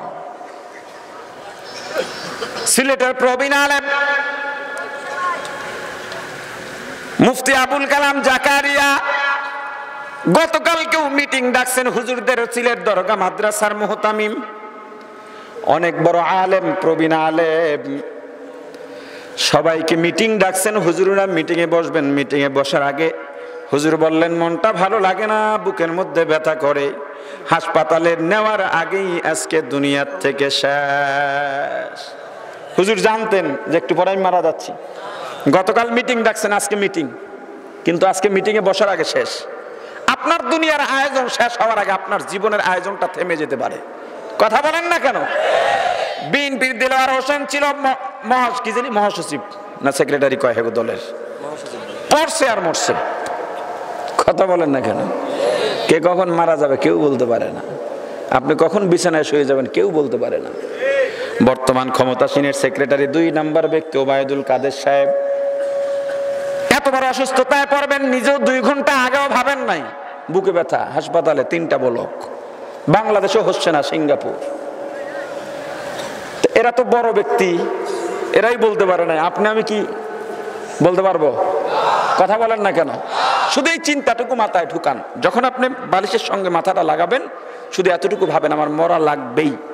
কখন মরবো, মরণ কখন আসবে আমিও জানি না, আমার আশেপাশের কেউ জানে না, কোনো ডাক্তারও বলতে পারে না, কোনো বৈজ্ঞানিকও বলতে পারে না। যে কোনো মুহূর্তে মরণ আসবে। আসলে বিষয়টা কি? আজরাইল কেমন, কবরে যাওয়া লাগবে, কবরের অবস্থাটা কি? শুধু একটু চিন্তা মাথায় ঢুকান, দেখবেন আপনার দ্বারা গুনাহ কম হবে। পরকালে জায়গা কয়টা? আওয়াজ দিয়া বলেন। জান্নাত 8, জাহান্নামীদের বদখাসলাত কয়টা? 2টা বদখাসলাতের কারণে জাহান্নাম ঠিকানা হবে। 1 নম্বর আম্মা মান তাগা, সীমা লঙ্ঘন। সীমা লঙ্ঘন ইবাদতের নামেও সীমা লঙ্ঘন হতে পারে। যেমন নামাজ পড়া ভালো না খারাপ? নামাজ পড়লে সব হয় না গুনাহ হয়? নামাজ হলো কেন্দ্রীয় ইবাদত। নবীজি বলেছেন আসসালাতু ইমাদুদ্দিন, নামাজ দিনের খুঁটি। যেমন একটা বাড়ি খুঁটি ছাড়া দাঁড়ায় না, আপনাদের প্যান্ডেলটা খুঁটি ছাড়া দাঁড়ায় না, একটা বিল্ডিং পিলার ছাড়া দাঁড়ায় না, তদ্রূপভাবে দিন নামাজ ছাড়া দাঁড়াবে না। নামাজ দিনের খুঁটি, দিনের স্তম্ভ। নামাজ হলো কেন্দ্রীয় ইবাদত। নবীজি বলেছেন আসসালাতু মিফতাহুল জান্নাহ, নামাজ বেহেশতের চাবি। আল্লাহ বলেছেন ইন্নাস সালাতা তানহা আনিল ফাহশাই ওয়াল মুনকার। নামাজ এমন এক ঔষধ, তুমি যেই গুনাহ জানো এটা গুনাহ, আবার এমন গুনাহ করতেছো যেটা তুমি জানোই না। নামাজ এমন এক মহৌষধ, সমস্ত ধরনের গুনাহ থেকে তোমাকে নামাজ ফিরা রাখে। নামাজ অনেক বড় ইবাদত। এবার বলেন জোহরে ফরজ নামাজ কয় রাকাত? জোরে আপনি চিন্তা করলেন আমার সময় আছে, নামাজ পড়লে যেহেতু আবার ভালো, আর 6 রাকাত ফরজ মিলে 10 রাকাত ফরজ পড়ি, কি হবে? কেন? এটা সীমা লঙ্ঘন। বেশি ভালো ভালো না, বেশি ভালো সবকিছু নিয়মের মধ্যে থাকতে হবে। সন্তান সুযোগ পায়া বাবার পকেটে হাত ঢুকায় টাকা চুরি করার জন্য, বাবার হাতে ধরা পড়ে, বাবার কাছে ক্ষমা চায়, বাবা আর ভুল করব না, ভুল করব না, তোমার পকেটে হাত দিব না, বাবা চুরি করব না। অথবা আপনি মাদক নিয়ে ধরা পড়লেন বাবার হাতে, বলে বাবা এগুলো ভালো না। সন্তান বলে বাবা পাড়ার দুষ্ট ছেলেদের তালে পড়ে আমি কিছু ইয়াবা সেবন করেছি, আর করব না। বাবা বলেন যা মাফ করে দিলাম, আর যেন না হয়। কিন্তু আবার যখন আপনার সামনে, আবার যখন ছেলের সামনে আবার ইয়াবার ট্যাবলেট চলে আসছে, মদের বোতল চলে আসছে, লোভ সামলাইতে পারে নাই, আবার ইয়াবা সেবন করেছে, মদ পান করেছে। এবারও বাবা দেখে ফেলেছেন, বাবার কাছে বলে বাবা দ্বিতীয়বারের মতো ক্ষমা চাই, আর ভুল হবে না বাবা। বাবা বলেন যা সন্তান দ্বিতীয়বারের মতো মাফ করে দিলাম। কিন্তু আবার যখন আপনার সামনে চলে আসছে, আপনি চিন্তা করলেন 2 বার ধরা পড়ছি, 3 নাম্বার বার ধরা পড়ব না। যদিও ধরা পড়ি ভয় নাই, বাবার কাছে ক্ষমা চাইলেই তো ক্ষমা পাওয়া যায়। এই চিন্তা করে আবার যদি অন্যায় করেন, আবার বাবার হাতে মনে করেন ধরা পড়ে গেলেন, এবারও বাবার কাছে ক্ষমা চান। কিন্তু বাবা বলেন না না বাবা, তুই সন্তান হয়ে সীমা লঙ্ঘন করেছো, এখন আর তোমাকে ক্ষমা করা যাবে না। তাহলে একটা সময় তোর অপরাধের কারণে এত বড় অপরাধী হয়ে যাবি, তখন আমি বাবাকেও তোর অপরাধে পুলিশ রিমান্ডে যাওয়া লাগবে। ওয়াজের মাহফিলে গিয়া, জুমার মসজিদে গিয়া, ওলামায়ে কেরামের মজলিসে গিয়া, পীর মাশায়েখের খানকায় গিয়া জানতে পারলাম একটা মিথ্যা কথা বললে একটা কবিরা গুনাহ হয়। একটা কবিরা গুনার জন্য কমপক্ষে 7000 বছর জাহান্নাম। একবার বেপরদা করলে 7000 বছর জাহান্নাম। একবার জিনা করলে কমপক্ষে 70000 বছর জাহান্নাম। আল্লাহর দরবারে তওবা করলাম, আল্লাহ মাফ করে দেন, জীবনের অন্যায় করব না, গুনাহ করব না। আল্লাহ বলেন যা বান্দা মাফ করে দিলাম, আর অন্যায় করবি না। কিন্তু আবার যখন সুযোগ পাইলাম, আবার হারাম খাইলাম, আবার মিথ্যা বললাম, এবারও আল্লাহর কাছে মাফ চাইলাম। আল্লাহ আপনার দয়া অনেক বেশি, আপনার মায়া অনেক বেশি। ইয়া এলাহি তু মেরা রহমান হায়, ইয়া এলাহি তু মেরা রহিম হায়। আল্লাহ আল্লাহ তু মেরা সত্তার হায়, আল্লাহ আল্লাহ তু মেরা গফফার হায়। আল্লাহর দরবারে মাফ চাইলাম, আল্লাহ রহমান রহিম সত্তার গফফার নামের উসিলায় মাফ করে দেন। আল্লাহ বলেন যা বান্দা দ্বিতীয়বারের মতো ক্ষমা করে দিলাম, আর অন্যায় করবি না, গুনাহ করবি না, হারাম খাবি না, মিথ্যা বলবি না। কিন্তু আবার যখন সুযোগ পাইলাম, আবারও হারাম খাইলাম, অন্যায় করলাম, এবারও আল্লাহর দরবারে মাফ চাইলাম, আল্লাহ মাফ করে দেন, মাফ করে দেন, জীবনে আর গুনাহ করব না রে মালিক। আল্লাহ এবার বলেন না না, ওরে সীমা লঙ্ঘনকারী, তোর জন্য জাহান্নাম হলো ঠিকানা। আল্লাহর দরবারে চোখের পানি ছেড়ে কাঁদলাম আর বললাম, আল্লাহ আপনার ছেলে নাই, মেয়ে নাই, মা নাই, বাবা নাই, লাম ইয়ালিদ ওয়া লাম ইউলাদ, লা জিদ্দা ওয়ালা নিদ্দা ওয়ালা হাদ্দা লিমাউলা, লা জিদ্দা ওয়ালা নিদ্দা ওয়ালা হাদ্দা লিমাউলা, আল্লানা কামা কানা ওয়া লাম ইয়ালকা জাওয়ালা, আল্লানা কামা কানা ওয়া লাম ইয়ালকা জাওয়ালা, লা জাদ্দা ওয়ালা জাদ্দাতা লা আম্মা ওয়া খালা, লা হাইউলা লা সূরাতা লা শিবহা লিমাউলা, লা হাইউলা লা সূরাতা লা শিবহা লিমাউলা। আল্লাহর দরবারে ক্ষমা চাইলাম, আল্লাহ আপনার ছেলে নাই, মেয়ে নাই, মা নাই, বাবা নাই। বান্দা তওবা যদি করতে হয়, তওবা যদি করতে হয়, একবার তওবা করো, খাস তওবা করো। খাস তওবা কাকে বলা হয়? একবার বলছি আল্লাহ মিথ্যা বলবো না, জীবনে আর মিথ্যা বলা যাবে না। একবার বলছি হারাম খাবো না, জীবনে আর হারাম খাওয়া যাবে না। কিন্তু তওবা করার পর আবার যদি মিথ্যা বলি, আবার যদি হারাম খাই, অন্যায় করি, গুনাহ করি, আল্লাহ বলেন তুমি ধোঁকাবাজ, সীমা লঙ্ঘনকারী। আমি আল্লাহ সীমা লঙ্ঘনকারীকে পছন্দ করি না। সীমা লঙ্ঘনকারীর ঠিকানা হলো ফাইনাল জাহিমা হিয়াল মাওয়া। তবে বান্দা এখনো ভয় নাই, চিন্তা নাই। গুনাহ করতে করতে করতে করতে পাহাড় পরিমাণ গুনাহ হয়ে গেছে, সাগরের পানির ফেনা পরিমাণ গুনাহ করে ফেলেছি, আসমান জমিনের মাঝখানের জায়গাটা গুনাহ করে ভরে ফেলেছি। এখনো তোমার জন্য একটা দরজা খোলা আছে, ওই দরজাটার নাম আল্লাহর রহমতের দরজা। কিসের দরজা? জোরে বলেন। আল্লাহ পয়গম্বরকে জানায় দিয়েছেন, পয়গম্বর আপনি দুনিয়ার গুনাহগারদের জানায় দেন। আমি 10 সেকেন্ড সময় দিলাম, যারা যাওয়ার চলে যেতে পারেন।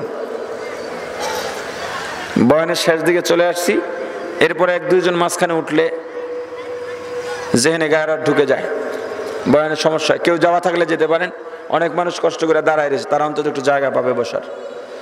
এখন না উঠলে দোয়া শেষ হওয়ার আগে, আমি এখান থেকে ওঠার আগে আর উঠতে পারবেন না, অন্তত দোয়া শেষ হওয়ার আগে উঠতে পারবেন না। বুঝে দেখেন, যেহেতু কেউ উঠে নাই, আরো ঢুকে বসতেছে, ভালো, উঠতে পারবেন না। আপনি যদি ওঠেন, আমি কিন্তু আপনার সঙ্গে উঠে যাব। তা আপনার ওঠার কারণে আমি যদি বয়ান থেকে উঠি, বুঝেন পাবলিক কি কিলেন, আমরা কি লইব। আপনার পাশ থেকে উঠতে চাইলে বসায় দিবেন, যেহেতু সময় দিয়েছি উঠে নাই, পরে উঠলে বসায় দিবেন, ঠিক আছে? জোরে বলেন।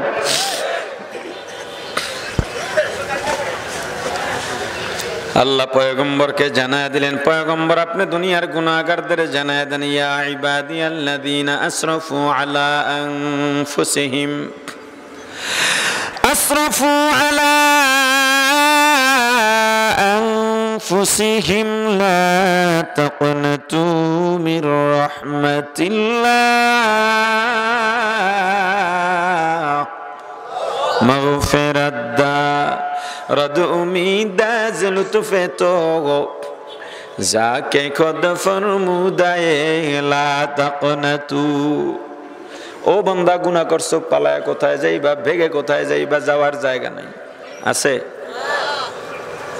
বরং লা তাকনাতু মির রাহমাতিল্লাহ, আল্লাহর রহমত থেকে নিরাশ হও না। সারা পৃথিবীর যত গুনাহ আছে, সব গুনাহ যদি এক জায়গায় করা হয়, আল্লাহর এক জাররার রহমতের পাওয়ার অনেক বেশি। পয়গম্বর মুসা আলাইহিস সালাতু ওয়াস সালামের জামানায় মিশরের মধ্যে বৃষ্টি নাই,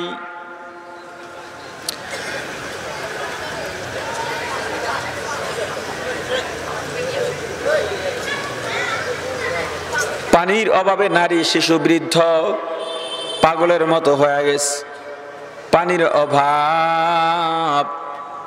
পয়গম্বর মুসা আলাইহিস সালাতু ওয়াস সালাম দোয়ার জন্য মুসলমান উম্মতদের নিয়ে এক জায়গায় জমা হলেন, আল্লাহর দরবারে দোয়া করবেন। আল্লাহ জানায়া দিলেন, পয়গম্বর আমি আল্লাহ ততক্ষণ পর্যন্ত মিশরের মধ্যে বৃষ্টি দিব না যতক্ষণ পর্যন্ত তোমার মজলিসের মধ্যে বসে থাকে একজন জিনাকার না উঠে যায়। পয়গম্বর ঘোষণা করে দিলেন, কে আছো জিনাকার, উঠে যাও, উঠে যাও। তুমি যদি উঠে না যাও আল্লাহ মিশরের জমিনে বৃষ্টি দিবেন না। তোমার একার কারণে সবাই কষ্ট পাবে, হতে পারে না। তুমি যদি না উঠো তোমাকে আল্লাহ চিহ্নিত করে দিবেন। জিনাকারের খবর হয়ে গেছে। এলাকার মানুষ কত সম্মান করত, কত ভালোবাসত। এলাকার মধ্যে কতবার শ্রেষ্ঠ সন্তান হিসেবে ফুলের মালা গলায় পরলাম। আমাকে দেখলে মানুষজন দাঁড়িয়ে চেয়ার ছেড়ে দিত, আমাকে চেয়ারের মধ্যে বসতে দিত।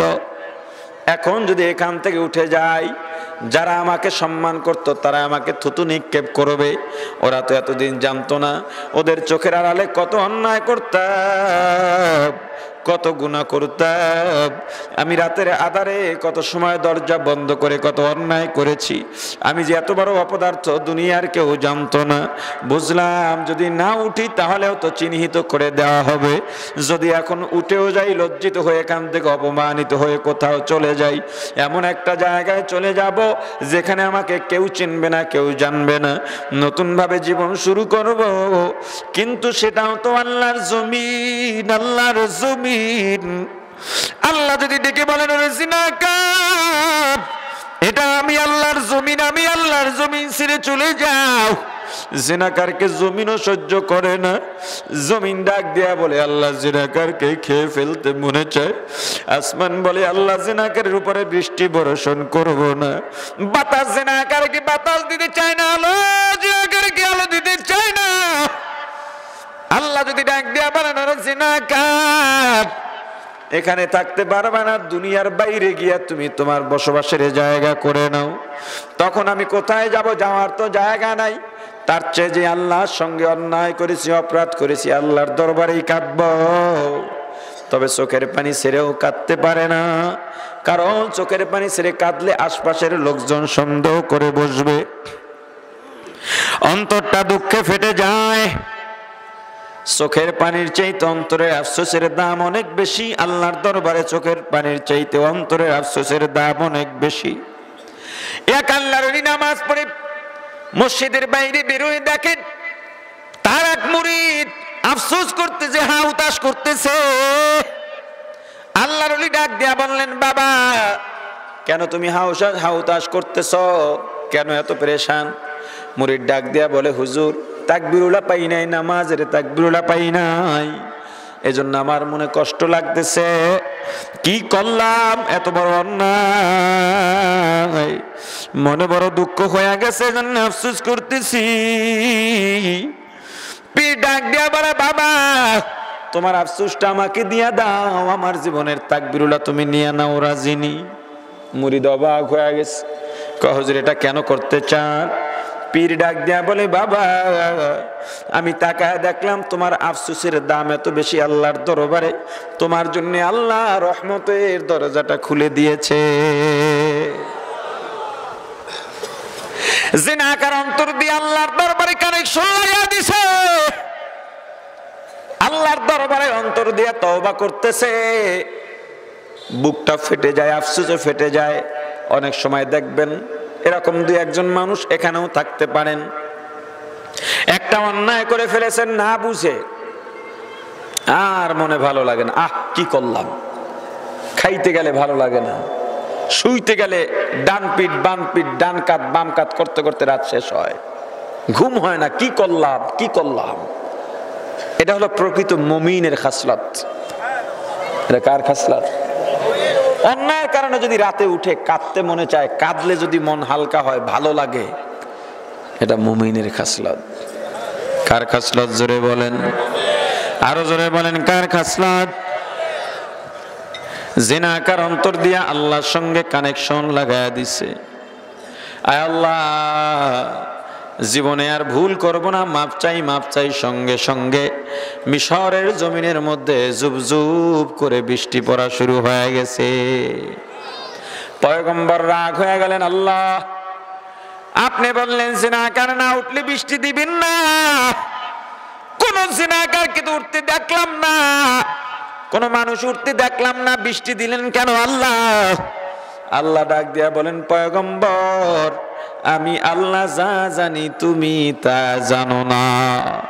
ও পয়গম্বর, সন্তান যদি মা বাবার সঙ্গে অন্যায় করে, মা বাবা সন্তানকে ঘর থেকে বের করে দাও, সন্তান গিয়া বন্ধু বান্ধবের সঙ্গে খেলাধুলায় লিপ্ত হয়ে যায়, চারিদিকে তাকায় দেখে বন্ধু আর বন্ধু, বন্ধু আর বন্ধু। সন্তান মনে মনে ভাবে, ও মা ও বাবা তোমরা নামায়া দিছো, দেখো আমার আপন জনের কোনো অভাব নাই। বাড়িতে বসে গালাগালি করা যায় না, মা রাগ করেন, আব্বা রাগ করেন, বাড়ির মধ্যে দুষ্টুমি করা যায় না। এখন এমন বন্ধু বান্ধব পাইলাম, গালাগালি করলেও কেউ বাধা দেয় না, এমন বন্ধু বান্ধব পাইলাম, অন্যায় করলেও বাধা দেওয়ার কেউ নাই, অতএব এরাই আমার আপন, এদের সঙ্গে আমি থাকবো। কিন্তু খেলাধুলা করতে করতে করতে করতে যখন সন্ধ্যা ঘনিয়েছে,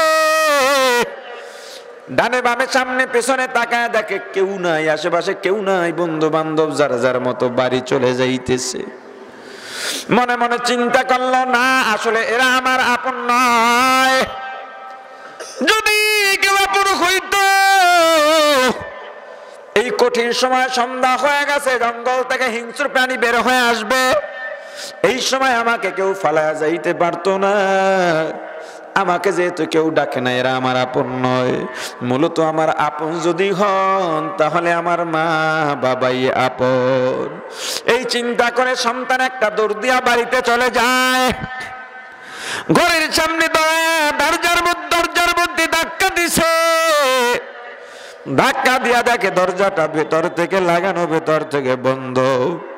দরজায় ধাক্কা দিয়া বলে, মা গো দরজাটা খুলে দাও, আর ভুল করবো না, আমাকে মাফ করে দাও। মা ভেতর থেকে গোসা করে ডাক দিয়া বলেন, না না দরজা খোলা হবে না, চলে যা চলে যা, তুই আমার সন্তান না, তোর মতো সন্তান দরকার নাই, দুষ্ট গরুর চাইতে শূন্য গোয়াল ভালো, তোর মতো অবাধ্য সন্তান চাই না, তুই দূরে হয়ে যা, তোর মতো সন্তান দরকার নাই। সন্তান বুঝতে পারে মায়ের মধ্যে যেমন একটা রাগ আছে, গোসা আছে, মায়ের মধ্যে তেমন একটা মমতা আছে। ওই মায়ের মমতার পাওয়ার মায়ের গোসার রাগের চাইতে অনেক বেশি। মায়ের মমতা যদি বের করে আনতে হয়, এভাবে হবে না, এভাবে হবে না। 2 ফোঁটা চোখের পানি ছাড়া লাগবে, একটু আবেগ নিয়ে, দরদ নিয়ে, মায়া লাগাই আমাকে ডাক দেওয়া লাগবে। কারণ আমি জানি আমার চোখের পানি আমার মা সহ্য করতে পারবেন না। এই চিন্তা করে সন্তান ঘরের সামনে বসে ডানে তাকায় বামে তাকায়, একদিকে দরজা বন্ধ, আর একদিক থেকে হিংস্র প্রাণী আসবে, এর চেয়ে কঠিন মুহূর্ত আর দুনিয়ার কারো থাকতে পারে না। সন্তান চোখের পানি ছেড়ে কান্নাকাটি শুরু করে দিছে। দরজার মধ্যে ছোট্ট ছোট্ট করে নক করে আর মায়া লাগাইয়া ডাক দিছে, মা গো দরজাটা খুলে দাও, মা দরজা খুলে দাও। ও মা দরজা যদি না খুলো আবার কি আছে বলো রে মা। ও মা বুঝি নাই, বুঝি নাই, বুঝি নাই। ও মা তোমাকে ছেড়ে আর কোথাও যাব না। ও মা যদি দরজা না খুলো, চারিদিক থেকে সন্ধ্যা নেমে আসছে, হিংস্র প্রাণী বের হয়ে আসবে। যদি আমাকে হিংস্র প্রাণী ধরে নিয়ে যায়, ও মা তোমাকে কে মা বলে ডাকবে। মা সহ্য করতে পারেন না, একটা দৌড় দিয়ে দরজাটা খুলিয়া সন্তানকে কাছে নিয়ে মাথায় চুমু খান, গালে চুমু খান, কপালে চুমু খান। মা নিজ হাতে সন্তানের সারাদিনের খেলাধুলার ধুলা বালুগুলো নিজে নিজে মুছে দেন, আর ডাক দিয়া বলেন, ওরে সন্তান তোকে যদি হিংস্র প্রাণী নিয়ে যায় রে বাবা, বল আমি কাকে নিয়ে বাঁচব। ও বাবা, তুই যখন সকালে বের হইয়া গেছ, আমি মা তোর জন্য নাস্তা নিয়ে অপেক্ষা করা শুরু করলাম। দুপুর পর্যন্ত অপেক্ষা করছি, তোর কোনো খবর নেই রে বাবা। আমি মনে মনে ভাবলাম, বারবার দরজার দিকে তাকাইলাম, যদি আমার সন্তান একবার এসে বলতো রে মাগো আমার ভুল হয়ে গেছে, মাফ করে দাও, আমি আমার সন্তানের জীবনের অপরাধ মাফ করে আবার কোলে তুলে নিতাম। এ বাবা, দুপুর পর্যন্ত অপেক্ষা করলাম, তুই আইলি না। দুপুরের সময় তোর বাবা বাহিরের কাজ শেষে বাসায় ফিরেছেন। খানা নিয়ে দুজন অপেক্ষা করলাম, না না, দুপুর তোর খবর নাই, তোর বাবাও খান নাই, আমিও খাই নাই। এ বাবা, তোর পথের দিকে তাকায় থাকতে থাকতে থাকতে থাকতে আসর হয়ে গেছে। আসরের নামাজের পর আমি তোর বাবাকে ডেকে বললাম, কলিজার টুকরা সন্তান কোথায়? একটু আপনি যান, খোঁজ নিয়ে দেখেন। দুপুরেও খায় নাই, সকালেও খায় নাই, আমাদের সাথে রাগ করে কোথায় যেন বসে আছে। তোর বাবা বাড়ির দরজায় গিয়ে একবার ডানে দৌড় দেয় আর একবার বামে দৌড় দেয়, বারবার এদিকে সেদিকে তাকায় আর তোর নাম ধরে ডাকে রে বাবা। আমিও দরজায় গিয়া গাছের আড়ালে দাঁড়াইয়া ডানে তাকাই বামে তাকাই, বাবা তোর কোনো খবর নেই রে বাবা। সন্ধ্যার আগে আগে তোর বাবা আমাকে ধরে বাসায় নিয়ে আসছে, এসে বলে, ও বিবি, যেই সন্তানের জন্য সারাদিন অপেক্ষা করলাম, কিন্তু সন্তান আমাদের ডাকে সাড়া দিল না, আমাদের কথা বুঝলো না, ওই সন্তান আমাদের দরকার নাই। কিন্তু বাবা, আমি অপেক্ষায় ছিলাম, বাবা তুই আসবি, তুই আসবি, তোর জন্য আমার অন্তরটা খানকার হয়ে যায় রে বাবা। তুই যখন দরজায় এসে ধাক্কা দিলি, আমার অন্তরের মধ্যে ধাক্কা লেগেছে, কিন্তু আমি অভিমানে তোর জন্য দরজা খুলি নাই। আমি রাগ করে বলছি, দরজা খুলবো না, আমি মা তোর জন্য পাগল, তুই কেন পাগল হইতে পারলি না? এ বাবা, তোর জন্য সকাল থেকে অপেক্ষা করলাম, তুই কেন আইলি না রে বাবা? এ বাবা, কিন্তু তুই যখন চোখের পানি ছেড়ে দিস, তোর এক একটা মা ডাক আমি মাকে পাগল বানাইয়া দিছে।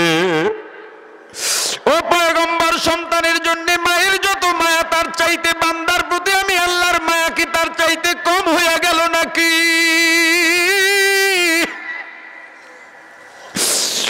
আমার জেনাকার বান্দা যখন আমি আল্লাহর রহমতের দরজার সামনে বসিয়া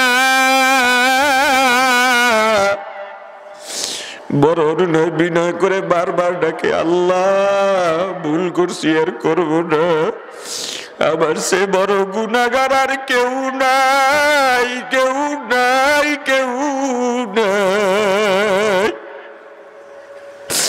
আয় আল্লাহ, মাফ করে দেন, মাফ করে দেন, জীবনে আর গুনাহ করবো না, মাফ করে দেন। আমি আল্লাহ বললাম, না, হবে না, হবে না, হবে না। ও বান্দা, আমি আল্লাহর ছেলে নাই, মেয়ে নাই, মা নাই, বাবা নাই। তোকে যখন তোর সন্তান মা বলে ডাক দেয়, বাবা বলে ডাক দেয়, মা বাবার কলিজাটা ঠান্ডা হয়ে যায়। আমি আল্লাহকে কেউ মা ডাকে না, বাবা ডাকে না, আমিও কাউকে মা ডাকি না, বাবা ডাকি না। আমার একমাত্র আদরের বান্দা, ওরে বান্দা, তুই যদি আমি আল্লাহকে আল্লাহ বলে ডাক দাও, আমি আল্লাহর কুদরতি অন্তরটা ঠান্ডা হয়ে যায়। এ বান্দা, ওই মা যেমন সন্তান দূরে গেলে সন্তান ভুল বুঝে এসে মায়ের কাছে মাফ চাইবে, আমি আল্লাহ বান্দা তোর পথের দিকে তাকাইয়া থাকি। আমার বান্দা দুনিয়ার গুনার খেলাধুলায় লিপ্ত হইয়া গেছে, আমার বান্দা যদি গভীর রাতে জেগে যায়, নামাজে দাঁড়াইয়া 2 রাকাত নামাজ আদায় করি, আমি আল্লাহর দরবারে হাত তুলে গুনার জন্য অনুতপ্ত হইয়া আমি আল্লাহকে আল্লাহ বলে ডাক দিত, তওবা কর তো, আমি আল্লাহ বান্দার জীবনের গুনাহ মাফ করে দিতাম। কিন্তু বান্দা আমি আল্লাহ তোকে উল্টা ডাকলাম, তাও তোকে পাইলাম না। ও বান্দা আমি আল্লাহ গভীর রাতে প্রথম আসমানে এসে ডাকি, বান্দা ওঠ ওঠ, জীবনে যত গুনাহ করছো তোর মনে শান্তি নাই, দুনিয়ার মধ্যে সবাই দুশ্মন। আমি আল্লাহকে আপন বানাইয়া নে, আমি আল্লাহকে আপন বানাইয়া নে।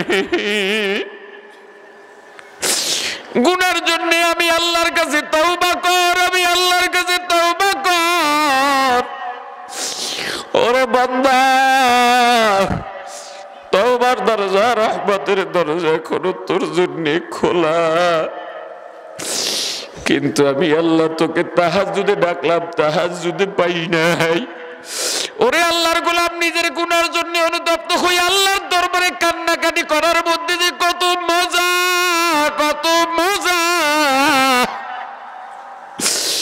কেমনে বুঝবা? কোনদিন গুনার জন্য অনুতপ্ত হইয়া তো আল্লাহর দরবারে কাঁদো নাই। যদি তোমার কান্না না আসে, চোখে পানি না আসে, কান্নার ভান করো। আল্লাহর দরবারে চোখের পানির চাইতে দাবি জিনিস আর কিচ্ছু নাই। ও আল্লাহর গোলাম, গুনার জন্য অনুতপ্ত হয়ে আল্লাহর কাছে বেশি বেশি বেশি বেশি বেশি বেশি তওবা করো। আল্লাহ ডাক দিয়া বলেন, বান্দা তোকে তাহাজ্জুদে ডাকছি, পাই নাই। ও বান্দা, ফজরে ডাকলাম পাইলাম না, যোহর আসর মাগরিব এশায় ডাকলাম পাইলাম না, চরমনার মাহফিলে ডাকলাম পাইলাম না, টঙ্গীর ইজতেমায় ডাকলাম বান্দা পাইলাম না। ওরে বান্দা, তোকে রমজানের সাহরিতে ডাকছি পাই নাই, তেলাওয়াতে ডাকছি পাই নাই, জিকিরে ডাকছি পাই নাই। এ বান্দা, দুনিয়ার খেলাধুলায় লিপ্ত হইয়া থাকলে আজকে আমি আল্লাহ তোর জন্য দরজা খুলব না। কিন্তু পয়গম্বর জিনাকার আমি আল্লাহর দরজা থেকে সরবেই না। আমি আল্লাহকে আল্লাহ আল্লাহ আল্লাহ বলে ডাকতে ডাকতে এমন ভাবে আমি আল্লাহকে ডাকতেছি, একটা সময় আমি আল্লাহর রহমতের দরিয়ার মধ্যে ঢেউ শুরু হয়ে গেছি। একটা সময় আমি আল্লাহর রহমতের দরিয়ার মধ্যে তুফান শুরু হয়ে গেছে। একটা সময় আমি আল্লাহর কুদরতি অন্তরের মধ্যে জোশ মেরে গেছি। আমি আল্লাহর রহমতের দরজাটা খুলিয়া ওই জিনাকার বান্দাকে আমি আল্লাহর কুদরতি হাতের মধ্যে, কোলের মধ্যে তুলে নিলাম। মা যেমন সন্তানের ধুলা বালুগুলো নিজ হাতে পরিষ্কার করে দেন, আমি আল্লাহ বান্দার জীবনের গুলাগুলা নিজ হাত দিয়া পরিষ্কার করে দিয়েছি। শুধু পরিষ্কার করে দেই না রে পয়গম্বর, আমার বান্দার জীবনের গুনাহগুলা আমি আল্লাহ নেক দিয়া পরিবর্তন করে দিয়েছি। ও পয়গম্বর, যেই জিনাকারের কারণে আমি আল্লাহ বৃষ্টি দিলাম না, ওই জিনাকারের তওবার কারণেই আমি আল্লাহ আবার বৃষ্টি দিয়া দিছি। ও মুসলমান ইমানদার, সীমা লঙ্ঘন কম করি নাই, গুনাহ কম করি নাই। এবার তওবার পালা। আর কত গুনাহ করবা, কোথায় যাইবা? লাভ নাই, লাভ নাই, লাভ নাই। দুনিয়ার আপন আপন খেলা দুনিয়াতেই শেষ। এই দুনিয়া বড় সংক্ষিপ্ত, দুনিয়ার জীবন বড় ছোট জীবন, সংক্ষেপ জীবন। এ পর্দালের মা, এখন যদি মারা যাও, তোমার সন্তান তোমার স্বামী কান্নাকাটি করবে ঠিক, তবে দুনিয়াতে 2 দিন বেশি রাখার চিন্তা করবে না, চেষ্টাও করবে না। বরং তোমাকে বিদায় দিয়ে আসবে, হয়তো 2-4 দিন খাওয়া দাওয়া ঘুম বন্ধ থাকবে তোমার শোকে। কিন্তু 10 দিন 20 দিন 1 মাস পরে তোমার ছেলে মেয়েগুলো তোমার নাম ভুলে যাবে, তোমার স্বামী আর একটা বিবির জন্য পাগল হয়ে যাবে। ও আল্লাহর গোলাম, আপনার আমার অবস্থাও কিন্তু একই অবস্থা। যেই বিবিকে নিয়ে সারাটা জীবন একই বিছানায় কাটাইলাম, এখন মারা যাব আগামীকাল বা তার পরের দিন সন্তানগুলো সম্পত্তি ভাগ বাটনা নিয়ে মারামারি শুরু করবে। আপনার আমার বিবি আর একটা স্বামীর জন্য পাগল হয়ে যাবে। অতএব দুনিয়ার পাগল হয়ে লাভ নাই, লাভ নাই। একটা বাড়ি করছি আর একটা বাড়ির জন্য পাগল, কার জন্য করবেন? একটু জমিন রাখছি একটু জমির জন্য পাগল, কার জন্য রেখে যাব? দরকার নাই। দুনিয়াতে যত রেখে যাব পর পরকালে তত বিপদ। স্ত্রী সন্তানের জন্য রেখে যেতে হবে কতটুকু? নবীজি বলছেন যতটুকু না রাখলে তারা ভিক্ষা মুক্ত চলতে পারে। অর্থাৎ যদি এতটুকু রেখে যাও যার দ্বারা তোমার স্ত্রী সন্তান অন্যের কাছে হাত বাড়িয়ে না খেতে হয়, এতটুকু রেখে যাও। এর চাইতে বেশি লাভ নাই। তোমার মাথার গাম পায়ে ফলাইয়া রক্ত পানি করে তুমি এত পরিশ্রম করে কাদের জন্য বিল্ডিং করে অট্টালিকা করে রেখে যাইবা, এরা কোনো কাজে লাগবে না। এদের পরিচয়, এদের সম্মান, এদের সম্পর্ক, এদের মায়া শুধু দুনিয়াতে, পরকালে কেউ কাউকে জিজ্ঞেস করবে না। অতএব দুনিয়াতে বেশি চিন্তা না করে পরকালের চিন্তা করো। হে সম্পদশালীরা দিনের পথে বেশি বেশি দান করো।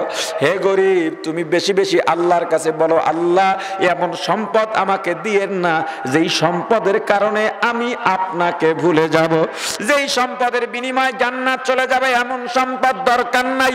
আমরা পাগল হব কার? আল্লাহর নাম নিতে লজ্জা হয় নাকি? বলেন পাগল হব কার?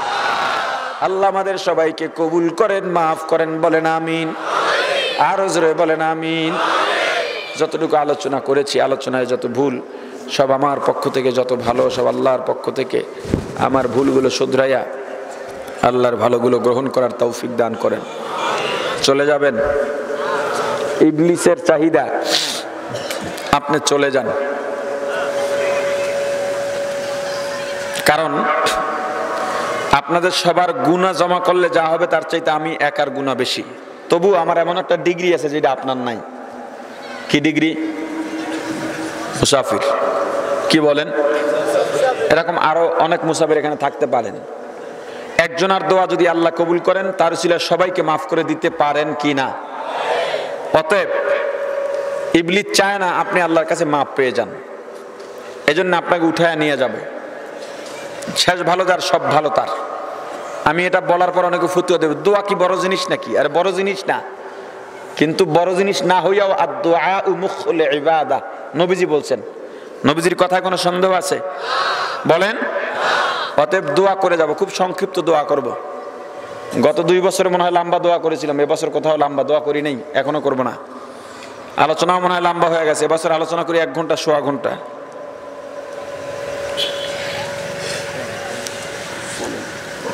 অনেক বড় আলোচনা হয়ে গেছে।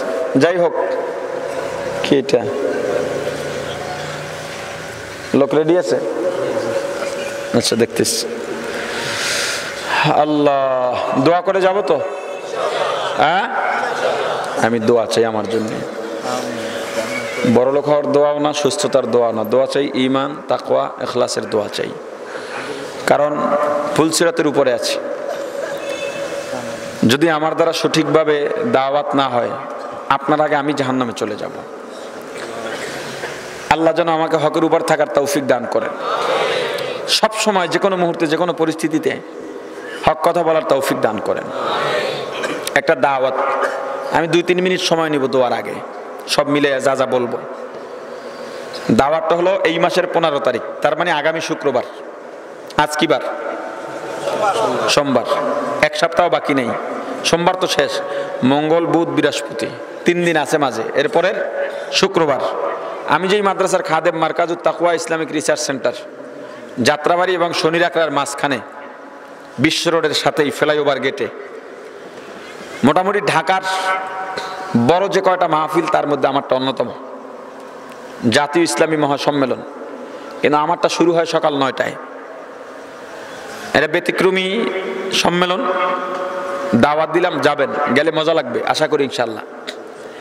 এখানের কেউ কখনো ঢাকা থাকাকালীন বা এমনি আমার সম্মেলনে যোগদান করছেন এমন আছেন কেউ? 2-1 জন নাই, 1 জন পাইছি। যাই হোক, তো 1 জন পাইলাম। আপনাদেরকে দাওয়াত দিলাম, আরো 1 জন পাওয়া গেছে। তো আমি চাই এবার আপনারা সবাই থাকেন। সকাল 9টা থেকে শুরু হয়। ঢাকা থেকে আপনারা যত কিলো, নোয়াখালী তার চেয়ে বেশি না। গতবার ফটিকছড়ি থেকে একটা গাড়ি গেছে রিজার্ভ, বিভিন্ন জেলার থেকে গাড়ি যায়। তো সকাল 9টা থেকে এটা একটা ঐতিহ্য হয়ে দাঁড়িয়েছে ঢাকার। এবং জুমার নামাজ ময়দানে হয়। জুমার বয়ান এবং নামাজ আমি পড়াই, হাজার হাজার মানুষ জুমাটা পড়তেও অনেকে যায়। আপনাদের দাওয়াত দিলাম, যাবেন। উদ্বোধনী বয়ান সকাল 9টায়। বাংলাদেশের ওয়াইজদের গুরু জুবায়ের আহমদ আনসারী, নাম শুনছেন? এই নাম না শুনলে আপনি শ্রোতা হিসেবে ব্যর্থ। এরপরে ফরিদউদ্দিন আল মোবারক, আপনাদের পাশের এলাকার। জুমার বয়ান এবং জুমার নামাজ আমিই পড়াবো ইনশাল্লাহ। জুমার পরে মুফতি মুস্তাকুর নবী, এরপরে খালিদ সাইফুল্লাহ আইয়ুবী। আসরের পরে আপনাদের কি ব্যাপার, আপনাকে এলাকায় দিয়ে তো বক্তা বেশি। আসরের পরে মুফতি মিজান শাহ হুজুর। এই জাগো নাম বলতেছি, সবাই আমার সিনিয়র, সব দিক দিয়ে, এলেমের দিক দিয়া, বয়সের দিক দিয়া, ওয়াজের দিক দিয়া, সব দিক দিয়া। শুধু একটা জুনিয়র আছে। বাদ মাগরিব বাংলাদেশে এখন 5 জন মুরব্বীর মধ্যে অন্যতম মুরব্বী বলা যায় চট্টগ্রাম জিরি মাদ্রাসার মুহতামিম শাহ মোহাম্মদ তৈয়ব শাহ হুজুর, আর আমার ছোট ভাই জাবের। এইটাই আমার ছোট, এইটাই আমার জুনিয়র, এই পুরা মাহফিলে। বাকি সব আমার সিনিয়র। এসার পরে চাঁদপুরের নুরুল আমিন সাহেব, এরপর আমি 2টা বয়ান করি আমার মাহফিলে। تغفر لنا وترحمنا لنكونن من الخاسرين ربنا آتنا في الدنيا حسنة وفي الآخرة حسنة وقنا عذاب النار رب ارحمهما كما ربياني صغيرا رب ارحمهما كما ربياني صغيرا আল্লাহ, এই সম্মেলনকে আপনি কবুল করেন, সম্মিলিত ওলামা পরিষদকে কবুল করেন, এলাকার মানুষগুলোকে কবুল করেন। এই সম্মেলনের শুভাকাঙ্ক্ষী হিতাকাঙ্ক্ষী দানকারী শ্রোতা ওয়াইজিনে কেরাম, সভাপতি, অতিথিবৃন্দ সবাইকে কবুল করেন। পর্দা আলে মা বোনেরাও হাত তুলছেন, তাদেরকেও কবুল করেন। আয় আল্লাহ, প্রত্যেকের মনের নেক আশা পূরণ করে দেন। আয় আল্লাহ, যারা অসুস্থ পূর্ণ সুস্থতা দিয়ে দেন। যাবতীয় বালা মুসিবত থেকে আমাদের হেফাজত করেন। চলার পথে সমস্ত বিপদ থেকে মুক্ত রাখেন। আয় আল্লাহ, যারা প্রবাসী আছে প্রবাসীদেরকেও বিপদ থেকে মুক্ত রাখেন। দোকানদার, ব্যবসায়ী, কর্মজীবী, কর্মচারী, আয় আল্লাহ, চাকরিজীবী, জেলে মজদুর, কৃষক, শ্রমিক, সাংবাদিক, প্রশাসন, জনপ্রতিনিধি, রাজনীতিবিদ, প্রত্যেককে নিষ্ঠার সাথে কাজ করার তৌফিক দিয়া দেন। আমাদের হালাল রুজি কামাই করার তৌফিক দিয়া দেন। কামাই রুজিতে বরকত দান করেন। আমাদের দোয়ার খবর নবীজির রওজা মোবারকে পৌঁছায় দেন। বাবা আদম থেকে আজ পর্যন্ত যত মুমিন মুমিনাত, মুসলিম মুসলিমাত, আমাদের মা বাবা, দাদা দাদি, নানা নানি, শ্বশুর শাশুড়ি, ভাই বন্ধু, পাড়া প্রতিবেশী, মুতাল্লিকিন, মুহিব্বিন, উস্তাদ শাগিরদ, পীর মুরিদ, স্বামী স্ত্রী অন্ধকার কবরে চলে গেল, প্রত্যেকের রুহের উপরে সওয়াব পৌঁছায় দেন। আমরা যারা বেঁচে আছি নেক হায়াত দারাজ করেন, ঈমানকে মজবুত করে দেন। নির্ভেজাল নেক আমল বেশি বেশি করার তৌফিক দিয়ে দেন। খাঁটি মুসলমান না বানাইয়া অন্ধকার কবরে ডাক দিয়ে না। এলাকার মধ্যে যত মুসলিম কবর আছে কবরগুলো জান্নাতের বাগান বানায়া দেন। আয় আল্লাহ, জাহান্নামী বানাইয়া অন্ধকার কবরে ডাক দিয়ে না। সুবহান রাব্বিকা রাব্বিল ইজ্জাতি আম্মা ইয়াসিফুন ওয়া সালামুন আলাল মুরসালিন ওয়ালহামদুলিল্লাহি রাব্বিল আলামিন। আসসালামু আলাইকুম।